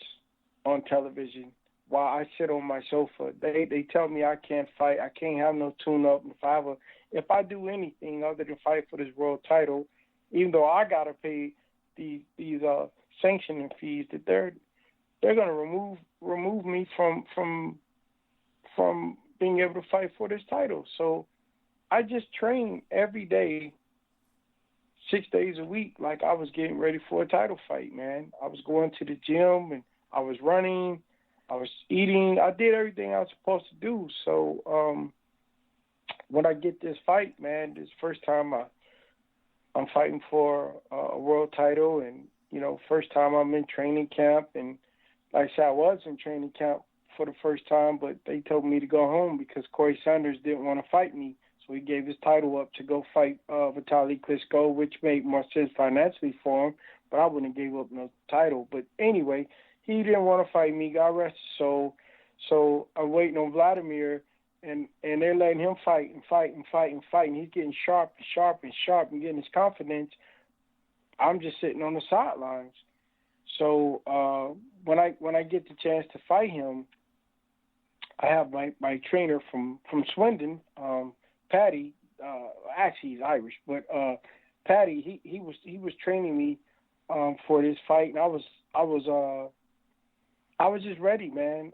This is the first fight I've ever had in my entire life where I didn't feel no fear. This is the first fight I ever walked into, and there was no part about the fight that I felt afraid, because I had did everything that I knew I could do to get ready for this fight. Every sacrifice that you could think of making, no sex, eating right, sleeping, just everything I was supposed to do, man. My idol was always Marvin Hagler, and he said that he said training camp was like a prison without walls. And I understood once I got there what he meant, man, because we were there, and all I saw was the people around me. I gotta see these ugly dudes every single day, man, to the point where when I left camp, the ugliest woman in Big Bear looked like the prettiest thing I've ever seen, because all I saw was these ugly dudes month after month. And it's like I was irritated, and I know I did everything I was supposed to do, man. And I remember, I'm a big Dragon Ball Z fan, man, and I remember when there was this episode where what the heck is his name? I can't even think of his name right now, but one of the main guy of the show, he was getting ready to fight this dude who was supposed to be like the greatest fighter in the universe, but he said that they asked him, was he nervous that the guy was coming to the earth to fight him and nobody's ever beat him, and he said he wasn't nervous because he said he did everything that he could. Goku, he said, I did everything that I could do, so that's why I'm relaxed, because it ain't gonna make no difference. There's nothing I'm gonna do between the time I get in the ring and now. Ain't nothing gonna change, so why be nervous? So when I was getting ready to fight Vladimir, I knew I was 100% ready. My trainer, Bill Slayton, had just died in October of 2003, and I'm fighting him in 2004 for the world title. And years before that, me and my trainer had saw this guy. He's coming to America. He's disrespecting all these American fighters. They're scared of him. He's knocking them out. He just, he came with that whole Rocky Dragoff type of, I guess, like he portrayed himself like he was the next Dragoff. And I'm like, what? Like I've heard a couple of interviews where he kind of was like, American fighters are trash and this and that. And I'm like, well, hold on, man. Are you serious? And me and my trainer, we always knew we could beat him, always. So I just had that confidence going into that fight that I could beat this dude. And that's the first fight I've ever had where I didn't feel no nerves. I didn't feel nervous at all, because I know I did everything that I could do to prepare for that fight. So when the fight took place, man, I was just 100% ready. Like I was so ready. I was so prayed up, ate, I slept, I drank, I did everything you could do. So all I could do was win. I didn't leave no excuse where I should lose. So, I wanted to make sure that I could honor my trainer. And what I did was after I won my belt, and I don't think I ever told anybody this, after I won my belt, I went back to Los Angeles and I went to the graveyard of my trainer, Bill Slayton, and I stood over his grave and I held my belt up and I just thanked him and cried like a little girl. No, that's nice, man. I've heard people say similar things about people that they've lost, but that's an ultimate way to pay your respects. To knock Vladimir Klitschko out though in 5 rounds, to do it with 13 months of inactivity under your belt, and just the whole thing, what did it really mean to you personally, Lamon, to become heavyweight world champion? We spoke about the fight, we spoke about the build up, but to actually do it, to actually get there, you say you always felt you could beat him, but to achieve a dream like that, like it's just people just don't get to achieve that level of reality, in many ways. Well, the thing of it is, and I'll tell you a funny story. So from the time Sugar Ray Leonard beat Marvin Hagler, my idol, something came up out of me when I was in Indianapolis, Indiana, sitting in my mother's basement watching television on the ESPN. And you know how the ESPN trailer, the dun-dun-dun, dun-dun-dun, and it said, Sugar Ray Leonard has beaten Marvin Hagler. Now, I wasn't old enough, and I didn't have the money if I was old enough to even go see the pay-per-view at the time when you'd have to go to a place to watch it, but so when Sugar Ray Leonard beat Marvin Hagler, and don't get me wrong, I'm a big Sugar Ray Leonard fan too, but when he beat my idol, man, something rose up out of me for the first time in my entire life and was looking down on me and said, man, you're going to be a world champion. And so from that point on, I think I was about 13 years old, I just prayed to God every single day, 365 days out of the year, which is every day. Every time I prayed, from the time I was 13 until I was 31, to let me be world champion. Every day. Every day. So if I ask for, I would pray, God, forgive me of my sins, but I'd also always ask him in the same breath, let me be world champion. And then naturally at 13, I went to heavyweight, so it went from middleweight, super middleweight, light heavyweight, cruiserweight, heavyweight. But the point is, of all the things, to become a heavyweight champion of the world, man, that means so much to me. And I pray to God so much that once I beat Vladimir Klitschko, I lie to you not, for 8 months after I won the title, I woke up every day and said, I'm heavyweight champion of the world. But here's the point. Every day before I went to sleep, I got on my knees to pray. I'd ask God, I would start to ask God in my prayer, because I've been doing it for all these years to let me become heavyweight champion of the world, that I'd have to stop in the middle of my prayer and say, oh, I am heavyweight champion of the world. Because I was so used to asking God to let me be a champion that now I am champion. I forget, because it was just part of my prayer. So it took me 8 months to stop asking God, to stop wanting to ask God to let me be something that he blessed me to be, Wow, man. Let's discuss your title defences. We'll start with the first one, which took place just 5 months after the Klitschko win. It was back at the Mandalay Bay. You took on Cali Meehan. The fight ended in a split decision, though, over 12 rounds. Yeah, that was actually the first time you ever went 12 rounds as well, by the way. Tell us about that one. Man, I hated that fight because Kali was my friend. He's my brother. Even to this day, I love that dude like a brother. Like, I'd be there for him right now. He helped me to get ready for the Klitschko fight. And so, in being camp with him, when they gave me so this was the thing. They told me after the fight I had to turn around and defend my title right away. I'm like, but hold on, man. I don't even get to enjoy.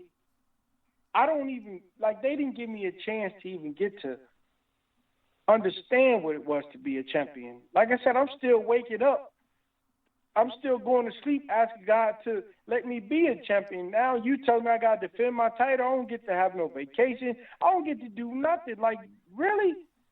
And so I was just, I didn't understand that. But then, like I said, I'm fighting Kali Mihan. I've been in camp with him. I thought that it was a fight that it would be easy. Not that it would be easy because, first of all, Kali was a tough dude. And if it wasn't for Kali, ain't no way I would have beat Vladimir. And he was dangerous. He can punch.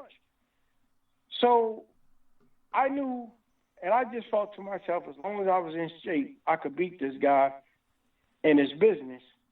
And it was business in my mind all the way through camp, all the way up until I got to the hotel. And as I pull up to the hotel, I think Kali set this up. As I pull up to the hotel, before I see Kali, as soon as I'm walking into the hotel to get registered, the door opens. All Kali kids run out and just hug me. Uncle Lamon! Man, it melted me. I'm tough, I didn't train to beat Kali, it done went out the door. So I can't, how am I going to beat this dude when I'm in my emotional state now. So I'm trying to get past that, man. I'm trying to get past that, and it was just a really tough fight. So when I got into the fight with Kali, man, it was like I couldn't, that killer instinct wouldn't allow me to step on the gas, man. I couldn't pull the trigger like I wanted to, man, because it was like, this the dude that helped me to win my title. This the dude who I done fell in love with this dude's family and, you know what I mean, his wife, his kids. I love this dude, man, like my brother to this day. And it's like, how do I fight this guy, And he's not the Kali that was in camp. He's the Kali that's fighting to be heavyweight champion of the world, which is totally different. And so I'm in there counting rounds like, man, this fight is so freaking close. And in the third round, I came back and I said to my trainer, Shadiz, Luke, I said, I'm losing this fight, ain't I? He said, that's what I've been trying to tell you. Because in my mind, it's a sparring session, And so I was counting the rounds, and I knew it was close. And when the bell rung, I said, man, I think I won by 1 point because I've been counting rounds in my head since the amateurs. Sure enough, I won by like 1 round. And I knew it, but if they would have gave him the fight, I couldn't have been mad. That was my fault, man. But I thank God that I got the victory. That's why I took the fight with Galata afterwards, because I wanted to redeem myself. I wanted to show the world that was really just a fluke. Like I couldn't fight with that killer instinct with Kali. So I wanted to make up for it with Galata. But when it came to Galata, I didn't know that they were going to do the crafty, dirty things that they did, which is why Galata ended up making me so angry. And that was the first fighter that I ever fought out of anger, where I didn't want to fight in terms of a boxing match. I want to street fight with the dude because he tried to intimidate me. And the fact that I am heavyweight champion of the world, I can't even fight in my hometown. And then Donald Trump, but because Don King told me that they were having the March Madness, which is the basketball where they play and everybody fills up the city and take all the hotels. So I couldn't fight in my hometown, Indianapolis. So he said I could fight in Chicago and fight Galata, and Galata would be a good name for me to be able to redeem myself. So I listened to him, though I did what I did. I listened to him. I took the fight, and the thing about it was that as a champion, you get the right to veto anybody that is associated with that fight that you want out not working within that fight. I found out that the referee was Galata's friend, and he was his trainer's best friend. And that I had fighters telling me, people, even Montel was from there, said he was the most, people, I ain't saying Montel said it, but other people told me he was the most crooked referee in the state of Illinois. And now you telling me he is Galata's, he's my referee, and we're in Chicago, which is the largest Polish population outside of Poland in the entire world.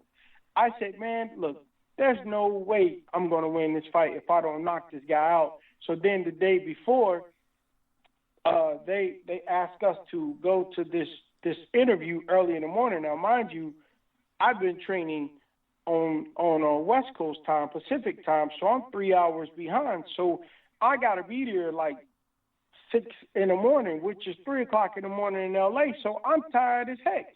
So I get there, and he arrives at the same time pretty much with his team.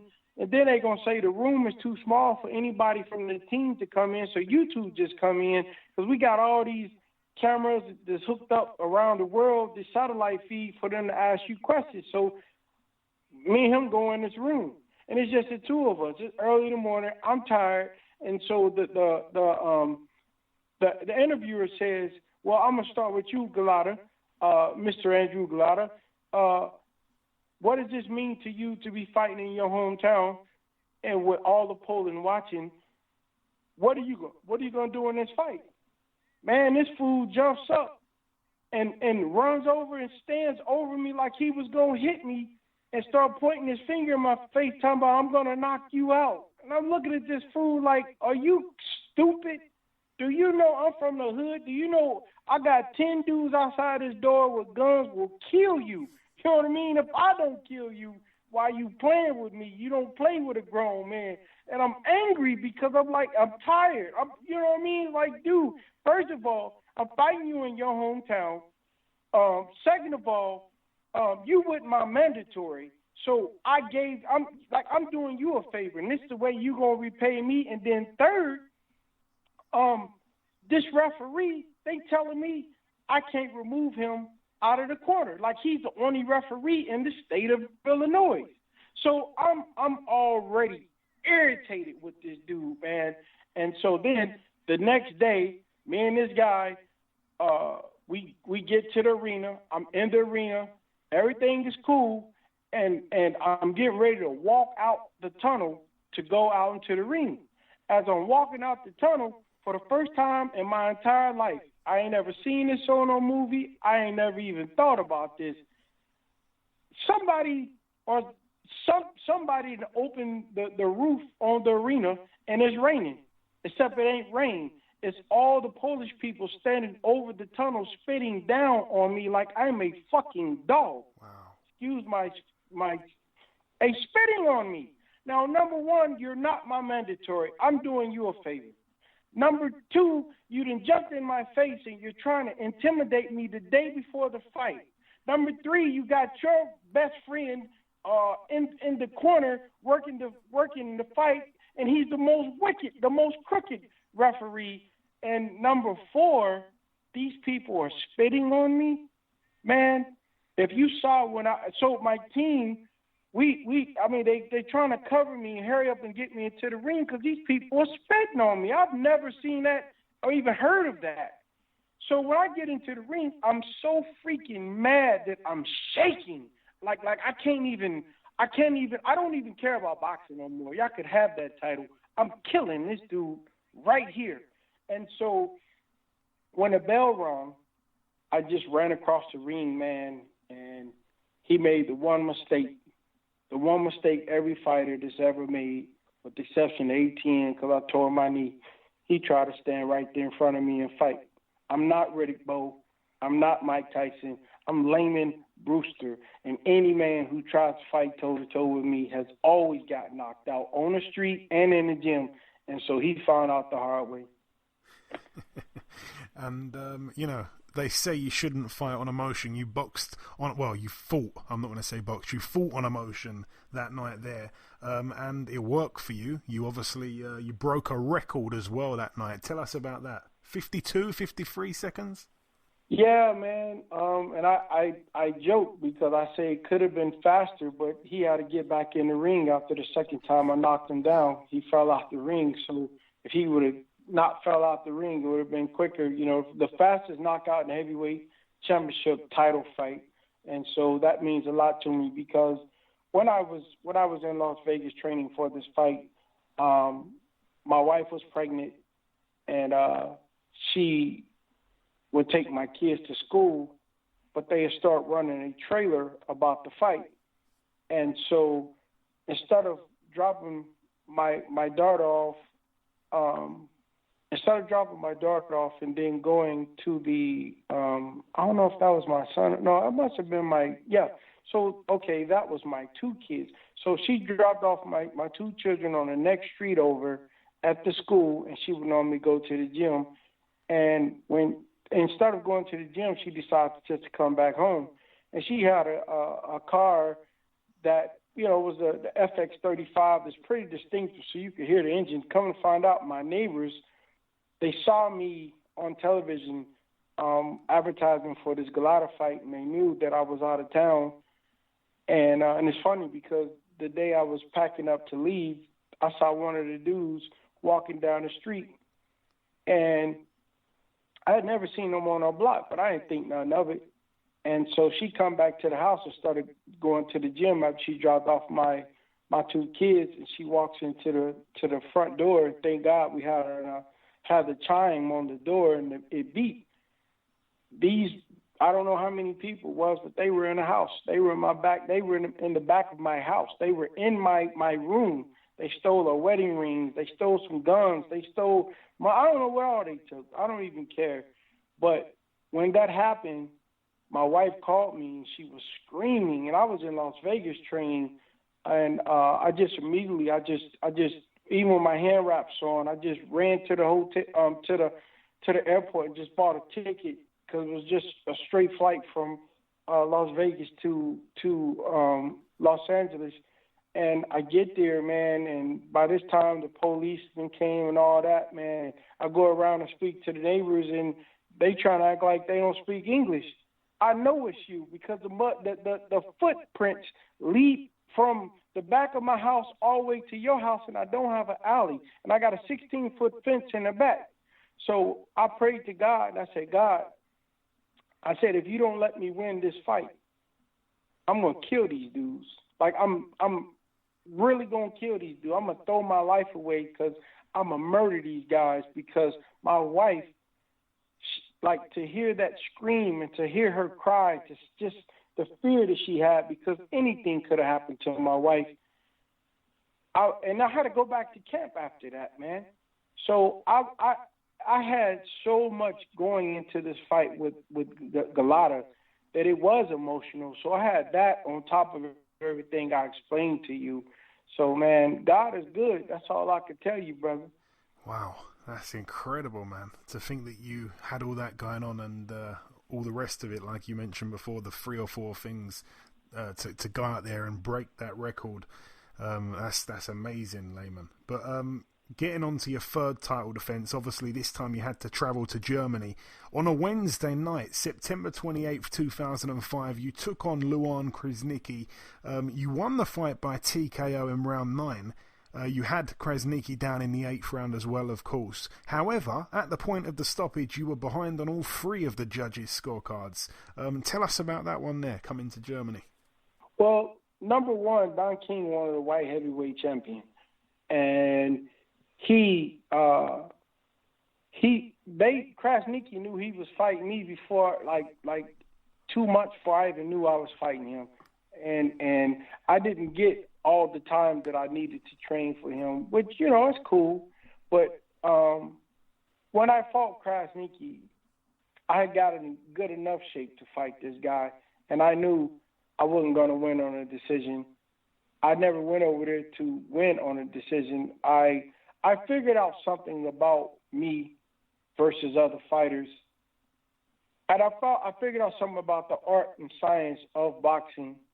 It's not always about skill, even though I could match all these guys in skill, because I didn't even know it till after the fight. I fought Krasniqi as an amateur in Germany and beat him then. And so I knew that I had to knock this guy out. I fought him on Max Schmeling's birthday, the same year Max Schmeling died.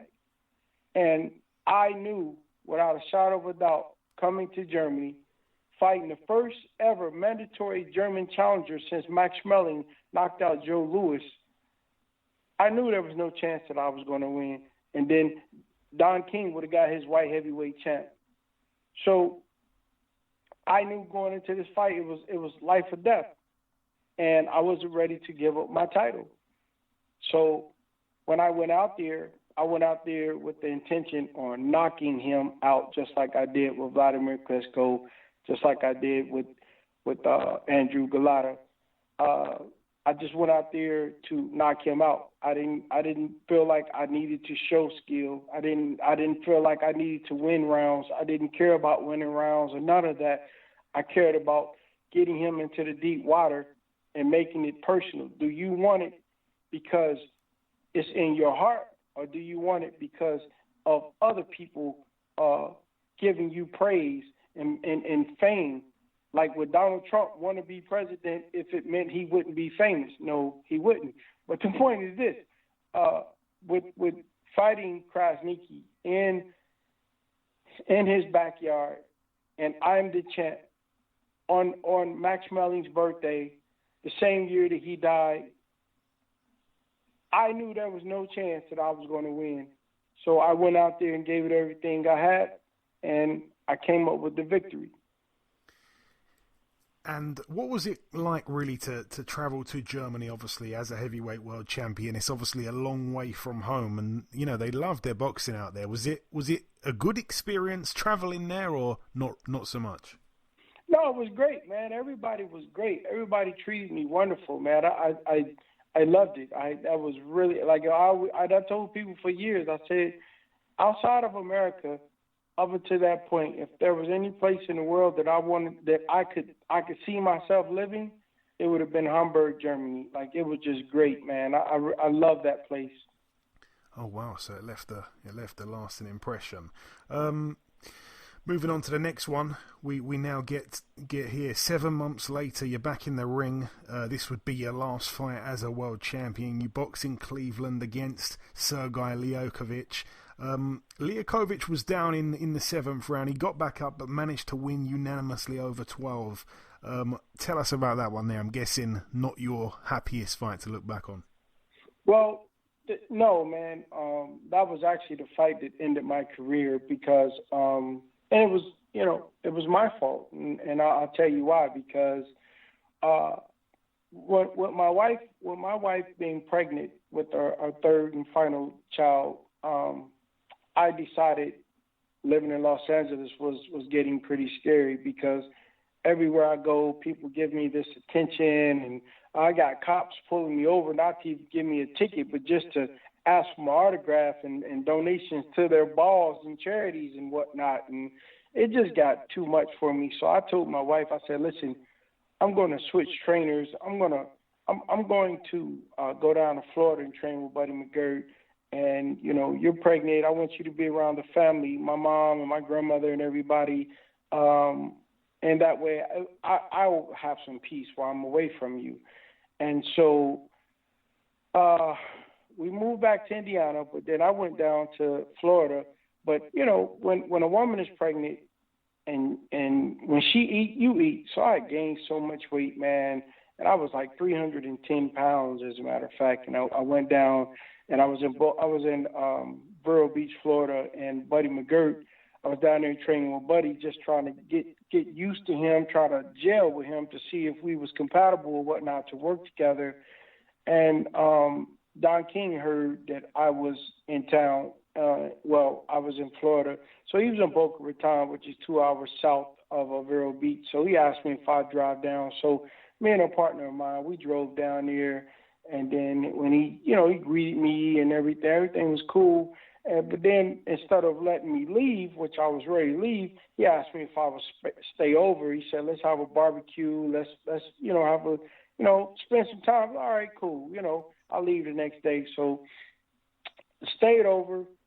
But that night while we were cooking and everybody was out, we were just having a good time. I was sitting at the kitchen table with everybody, and I noticed you ever feel somebody staring at you really hard where it catches your attention even though you don't make eye contact with them. So I turned around to see who was staring at me, and Don King was leaning up against the refrigerator with his arms crossed, and he was just burning a hole through me. And I looked at him like, okay, that's weird. But anyway, turn back around, don't pay it no mind. Next day I get up and I drive back. I'm halfway to Vero Beach. Now, it was a 2-hour drive. I get a call from Don King doing his old spiel. Oh, yeah, and only in America, and I did it, and you're going to be fighting in 7 weeks. Huh? I'm 310 pounds. How do you think I'm going to get down to my fighting weight of 224 in 7 weeks? Oh, well, I already made the fight, and I talked to your trainer. He said you can do it. And I'm like, well, hold on, man, hold on. Let me call you back. So I'm almost to Vero Beach. I called Buddy. Buddy, you told Don that I'm be ready for this fight in 7 weeks? He said, what are you talking about? He said, man, I'm under contract. I can't even talk to Don King. So Don King done lied. By this time I made it to the house. I get on the computer. It's all on the fight news and all that. He done made a fight with me and Lakovic, and I'm not even in shape at all. So I call everybody of my team and fly them down on 1 day notice to come to Vero Beach from California. I can't tell you how much money that was. But anyway, they come down and we train. We do everything we could. But I did one thing that I pay him for. I said, God, because I'm a man of God. I believe in God. I've always believed in God. I don't say it because I'm trying to make you believe. I say it because this is my testimony. I said, God, if you don't want me to take this fight, give me a sign. Well, I go through camp. My weight start coming down. I'm training hard. I'm doing everything I can. A week out before I was supposed to go, so 2 weeks out from the fight, I wake up one morning to go to the bathroom, and I keep saying, man, something is off. Something is weird. I pee. I look in the mirror, and I just noticed in my left eye, I can't see anything from the horizon down.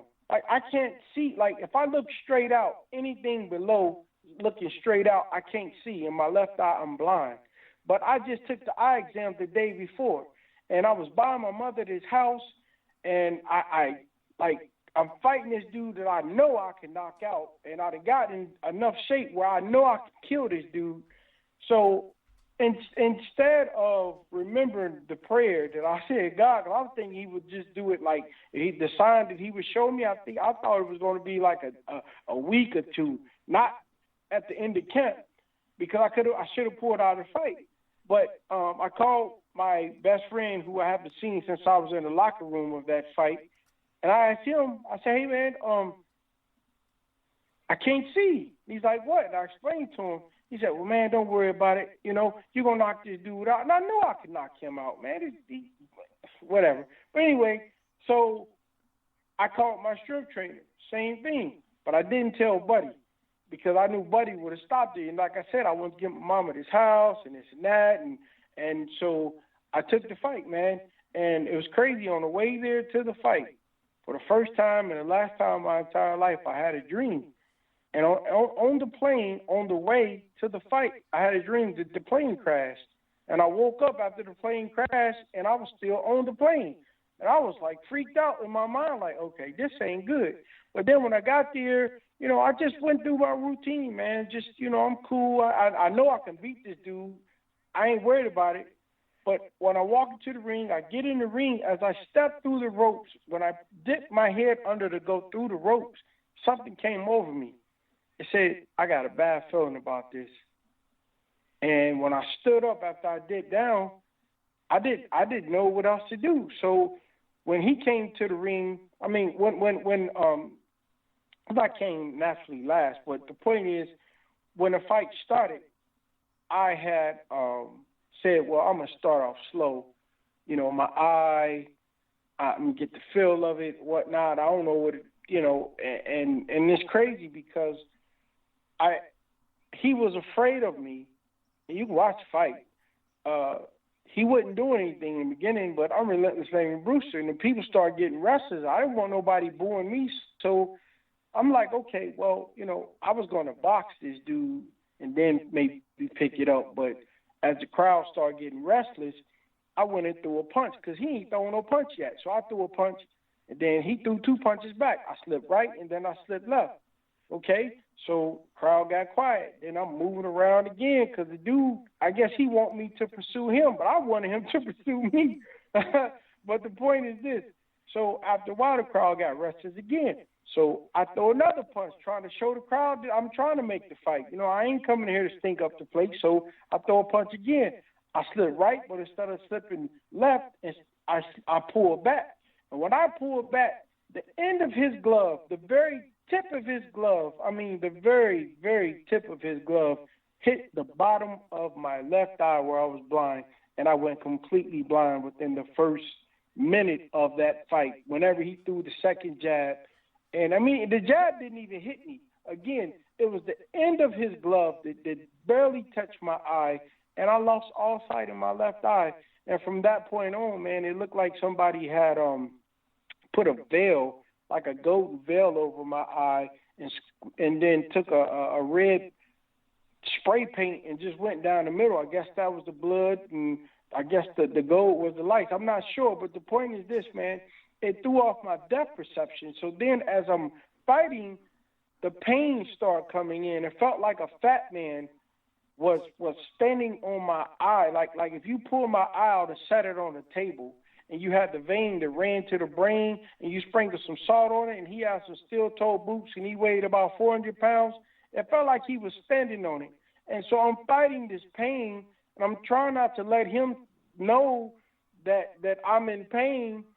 And, man, it just felt dude, I was in so much freaking pain from that fight that, I lost. And every time I threw a punch, I thought he would be within distance because I didn't know that it throws your depth perception off. So my depth perception, when I thought he was in front of me, he was on the other side of the ring. So it was just the worst fight. That is the worst fight I've ever had. Even the ATM fight was as terrible as that was.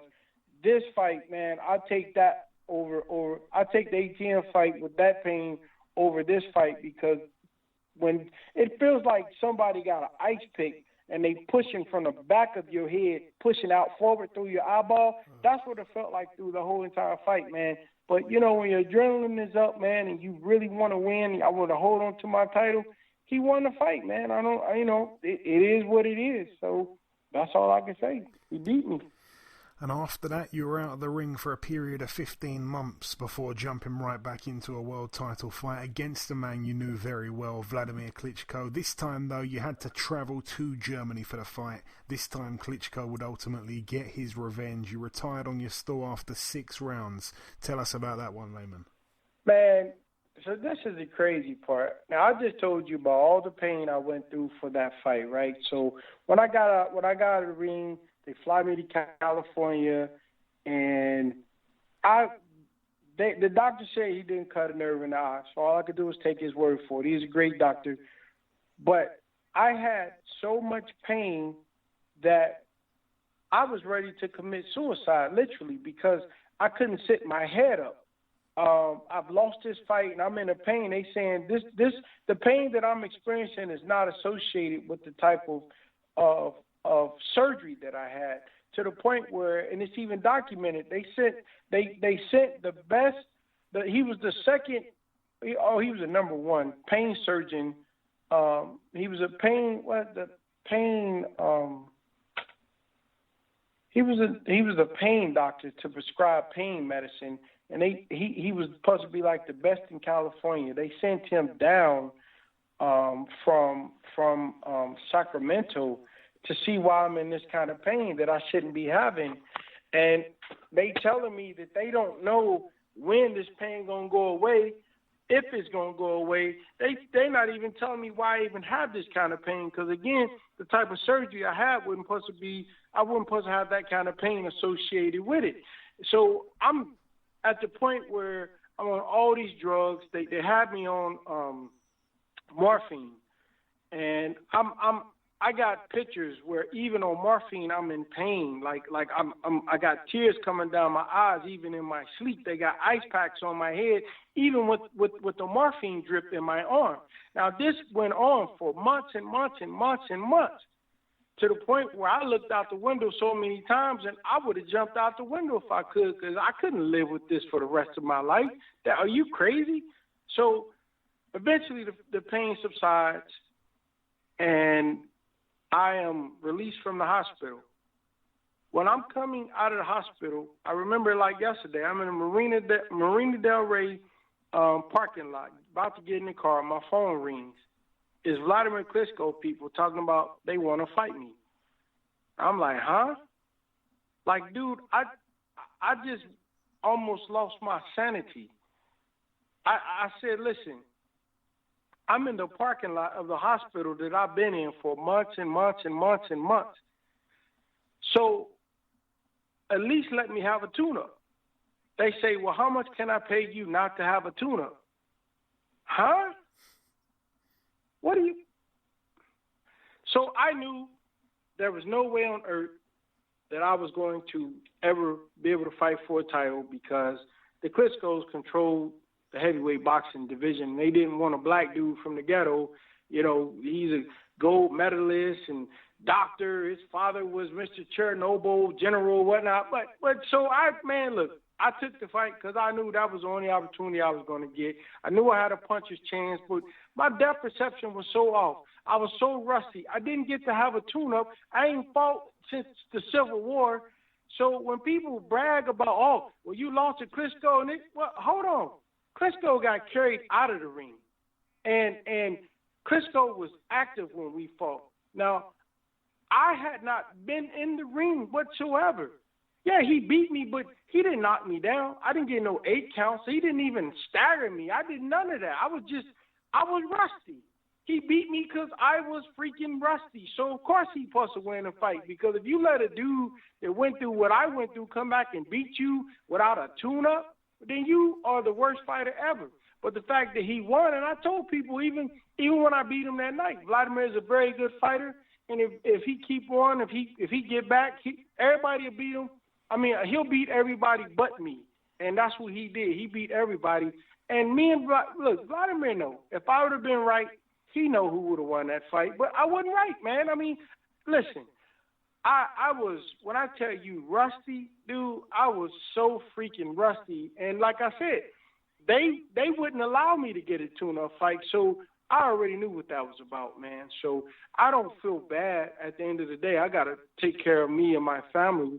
He won a fight, but you know what? So what? I mean, look at the fight. He hit me with jabs, and the only reason why we stopped the fight was because that same eye started swelling up, and they were afraid that maybe my retina was detaching again. But, you know, truth be told, man, I was rusty as a bucket of nails that have been sitting in the water for 10 years. So what did they expect? So when people be like, oh, Vladimir beat you, like, you want to brag about that? Vladimir beat me? No, he didn't beat me. He beat a version of me.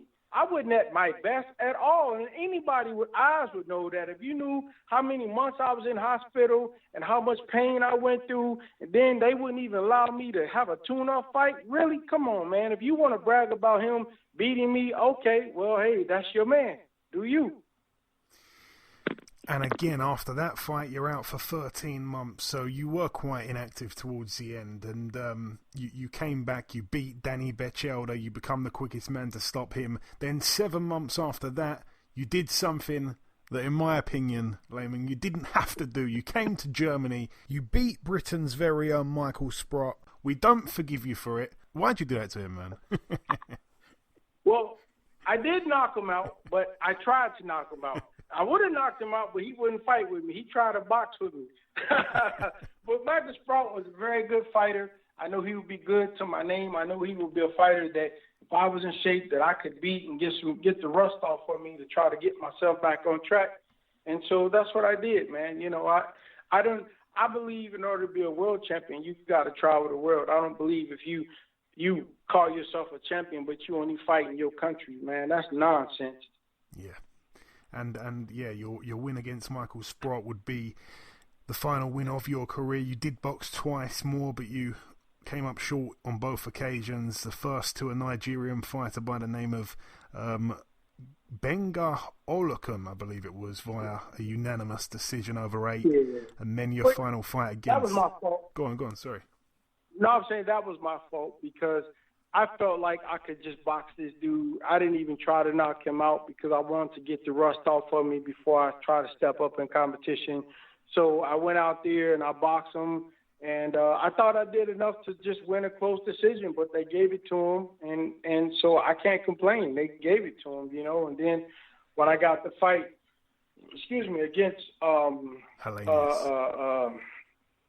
Robert Helenius, you know, it was crazy, man, because when I got there, they told me, you know, I mean, not when I got there, when I got to the arena, they told me that we're using the Austria rules. But here I am in Germany, 2 hours outside of Checkpoint Charlie in the country. They telling me I'm fighting this, you know, I knew I was fighting Helenius, but, you know, I didn't feel threatened by him because he didn't have no real knockouts on his record or nothing like that, you know. But I just, hey, man, you know, it's just another step-up fight for me. But when I get there, I walk past his room, and like any fighter, I got there about 2.5 hours before the fight. He had already been there and wrapped his hands. And I'm like, well, hold on. So they put me in a room full of all these fighters, but he was a house fighter. That's cool. So I ain't tripping.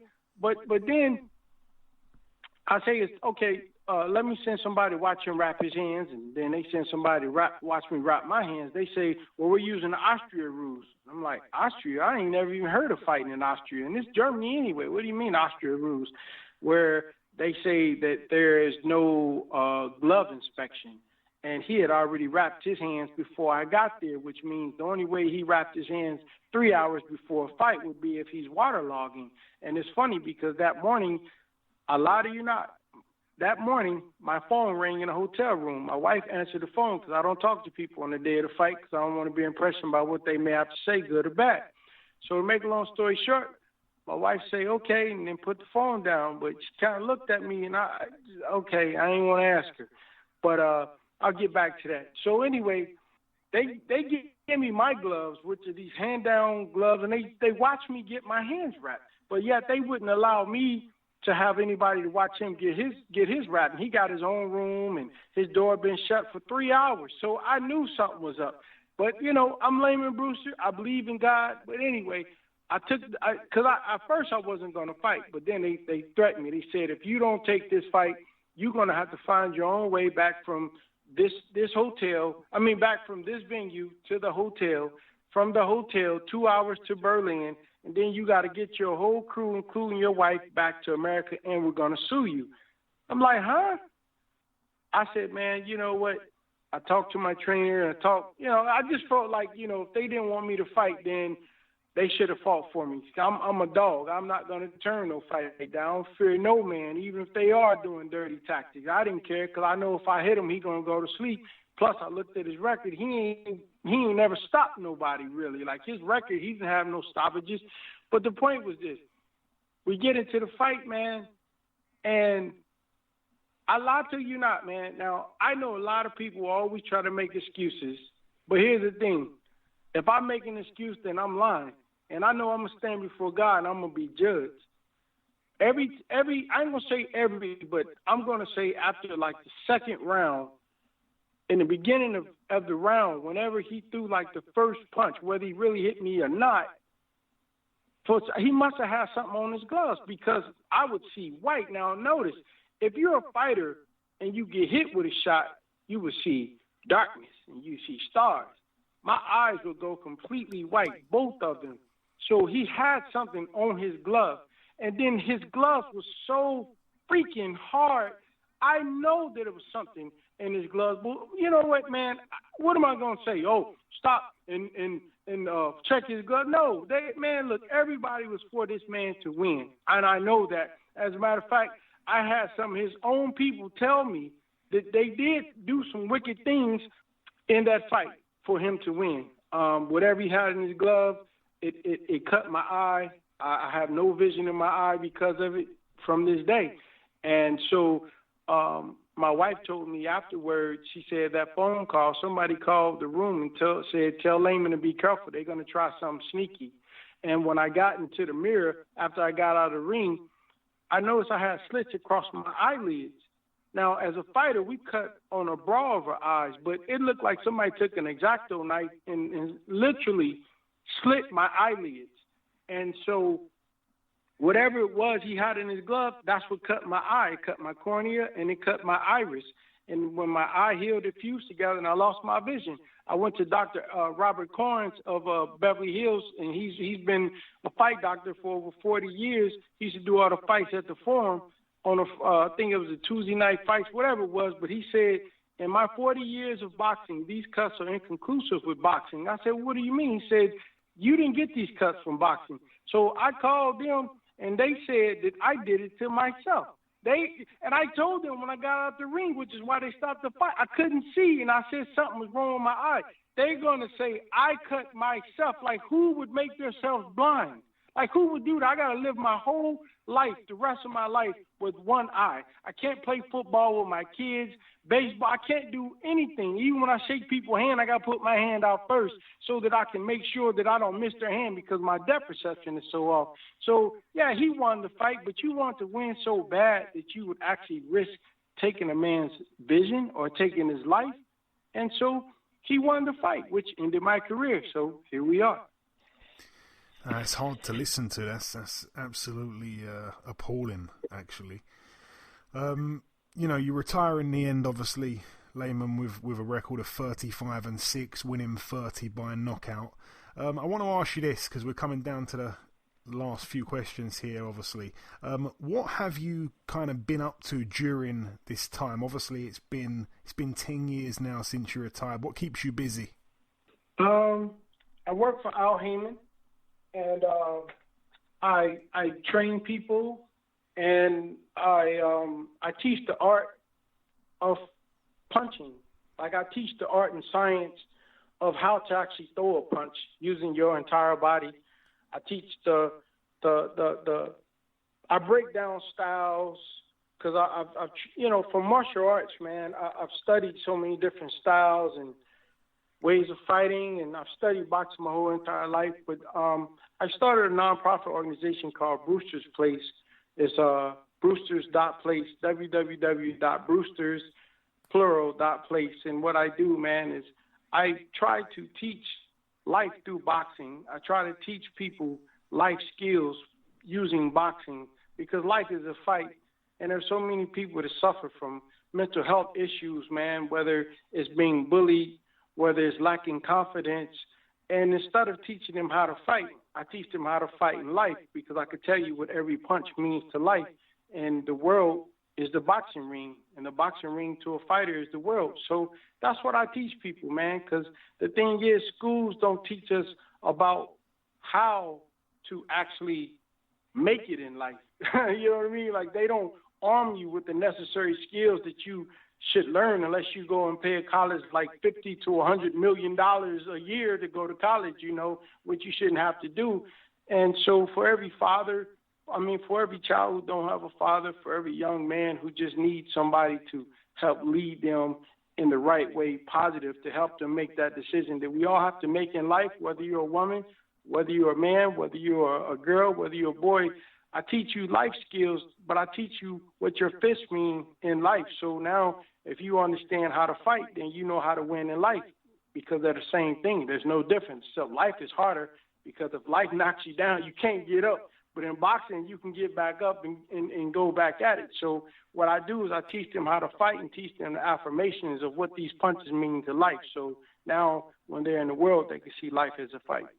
Oh, that's amazing, man. Good on you for that, Lamon. And I want to ask you this as well. Throughout your career, obviously, you boxed hard punchers and stuff like that. Who was the hardest puncher you ever fought?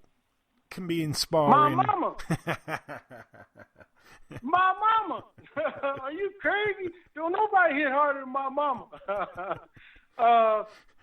Yeah, you know what, man? In sparring, I would say a guy by the name of what the heck was his name, man?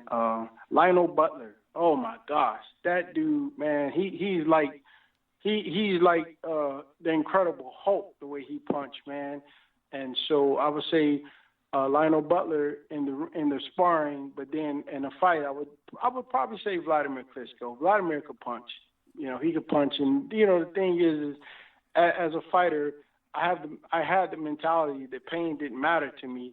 Pain is an emotion, emotions come and emotions go. So no matter what you feel, let it go. Because if you harboring on how much something feels, then what's coming behind it may be even worse. So I don't allow pain to register in my mind when I'm in the ring. But looking back now, I could say, yeah, Vladimir Klitschko. And who would you say was the best opponent you ever faced in a professional ring? In a fight or in sparring? Either one. Montel Griffin and James Toney in sparring, Jeremy Williams. But in the ring, I probably would say Vladimir. Vladimir had real skill. He had astronomical skill. His jab was the fastest jab that I've ever faced in a professional fight. It was so fast that I couldn't be ready for it until he got tired.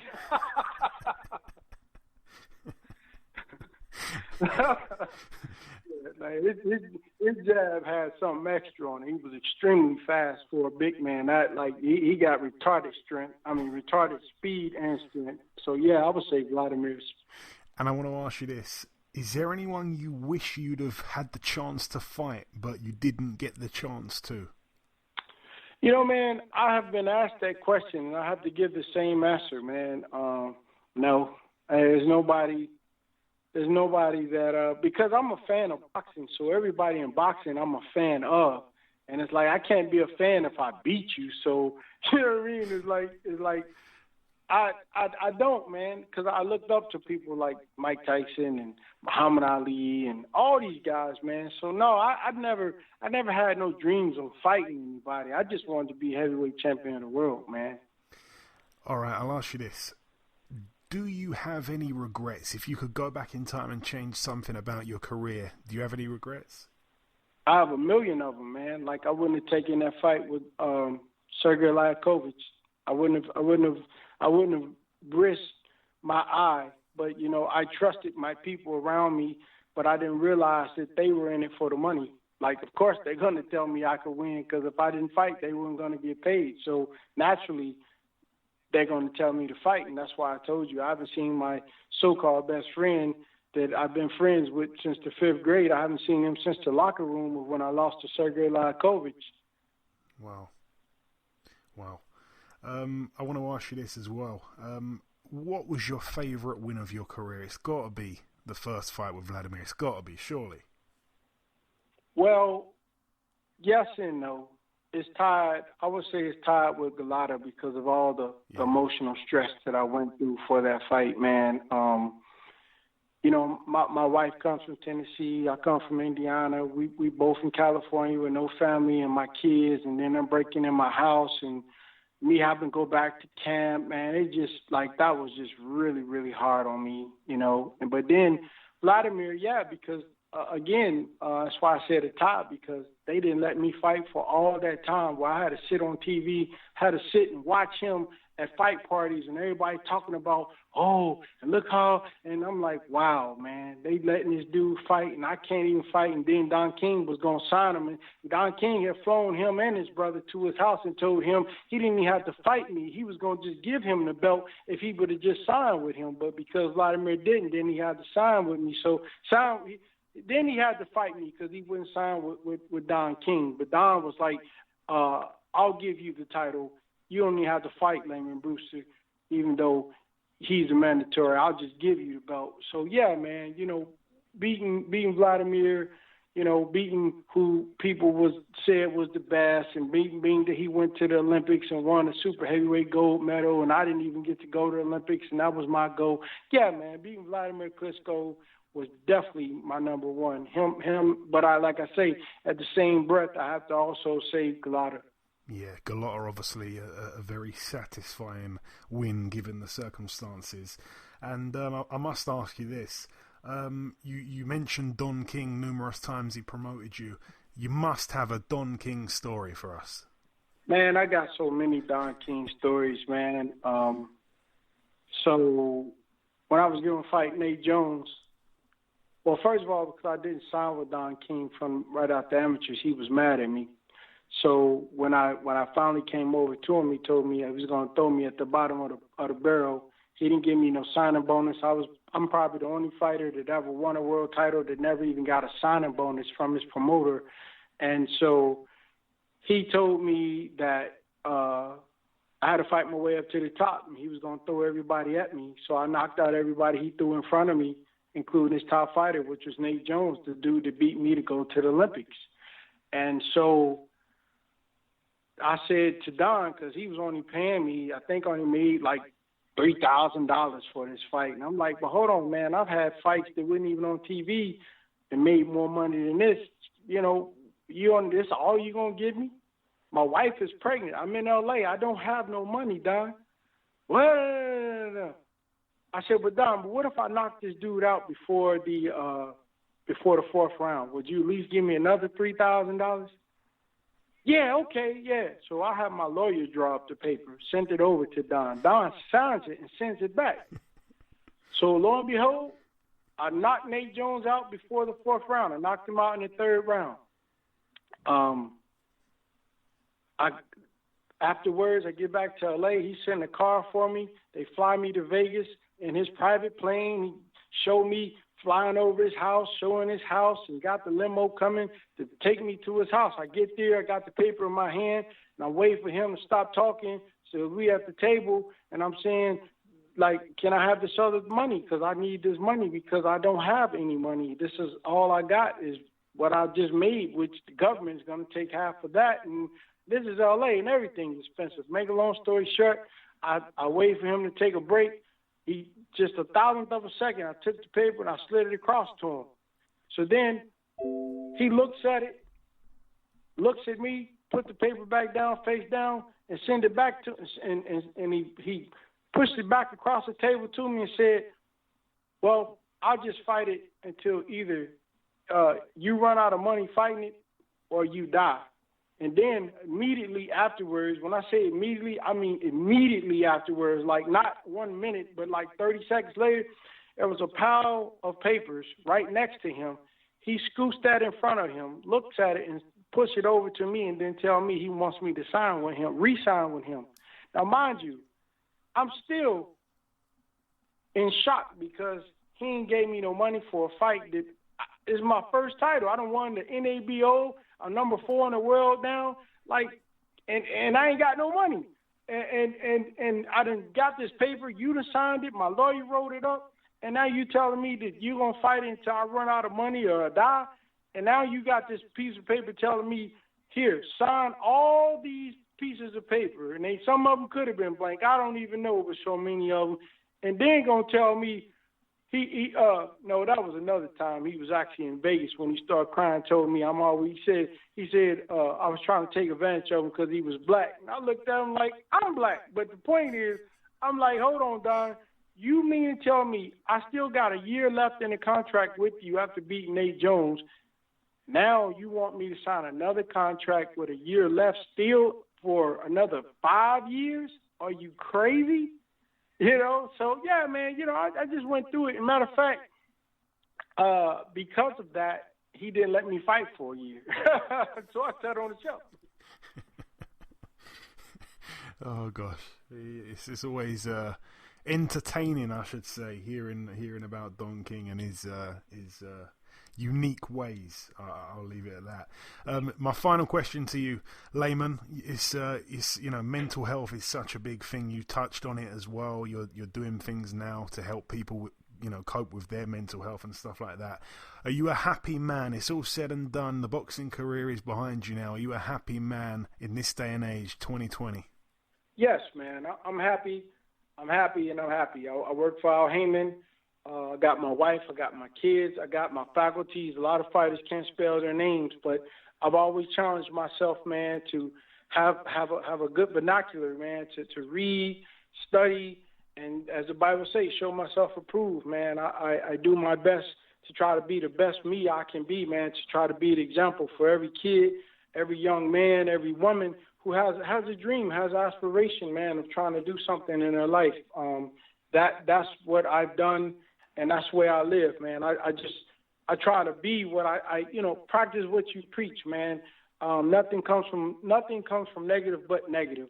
And so I try to take whatever's good and make it better. And that's what I do, man. Every day I wake up, I try to make my enemies love me, just like God said, man. So that's what I do, man. I just try to be the best me, and I just keep trying to build. And I try to find people to build with, man, because that's what it's about. It's not about money. Money gonna come, money gonna go. Money's a byproduct of success. Anything you're successful at, if it's drinking water, it's gonna make money. So it ain't about money, man. It's at the end of the day, it's about love, it's about brotherhood, and it's about just obeying the will of the Most High God, first and foremost. Yeah, well said, my friend, well said. But listen, Lamon, it's been a real pleasure and an honour discussing your entire career this week. Thank you so much for your time. I wish you the absolute best for the future, and I hope we can speak again sometime soon. Hey, man, my pleasure, man. You got my number, brother. Anytime, man. Thank you so much. This is just talking about these things sometimes, it's good medicine, I mean, I got good, I got bad, but you got to take the good with the bad. And I just thank God for everything that he's given me, because I would never get to speak to people like yourself or see the things around the world that I've got to see without God, man. So that's just what it is. Okay, and this wraps up episode 260 of the BoxHard Podcast. I've been your host, Joey Coastman. Eddie Chambers has been with me for the duration of the show. A massive, massive thank you to our sole guest on this week's podcast, the former WBO Heavyweight World Champion, Lamon Brewster. What an incredible life he has lived. I thoroughly enjoyed that interview. I do want to apologise once again for that slight echoing during some of it. I know it was probably quite annoying. It was out of my control. I hope it was still listenable. I hope you did get to the end and listen to it all, because it really was, a lot of detail that Lamon went into. It was a phenomenal listen, in my opinion. There has been one piece of news break whilst we've been recording the show. Joe Joyce versus Daniel Dubois has been agreed for November 28th, and unbelievably, it's going to be taking place on regular BT Sport. It's not going to be on pay-per-view. Frank Warren once said in the build-up that the fight won't go ahead without fans. Then, he said if it's going to go ahead, I think there was talks that it's definitely going to have to be on pay-per-view, because it's a big, big, big domestic showdown. It's in the heavyweight division, both men undefeated. It's a big, big fight, and, he's now putting it on without it even being on pay-per-view. So credit to Frank Warren and, of course, both teams for agreeing terms. That's a phenomenal fight we're going to get to see. Once again, that's going to be November 28th. Remember, if you do want some one-to-one boxing lessons via Zoom, hit up Eddie Chambers on Instagram or myself. The biggest thanks of all, as always, goes out to you, the listeners. Thank you all for listening to this week's podcast once again. Enjoy your weekends, people. Stay safe, and we shall see you all again next week.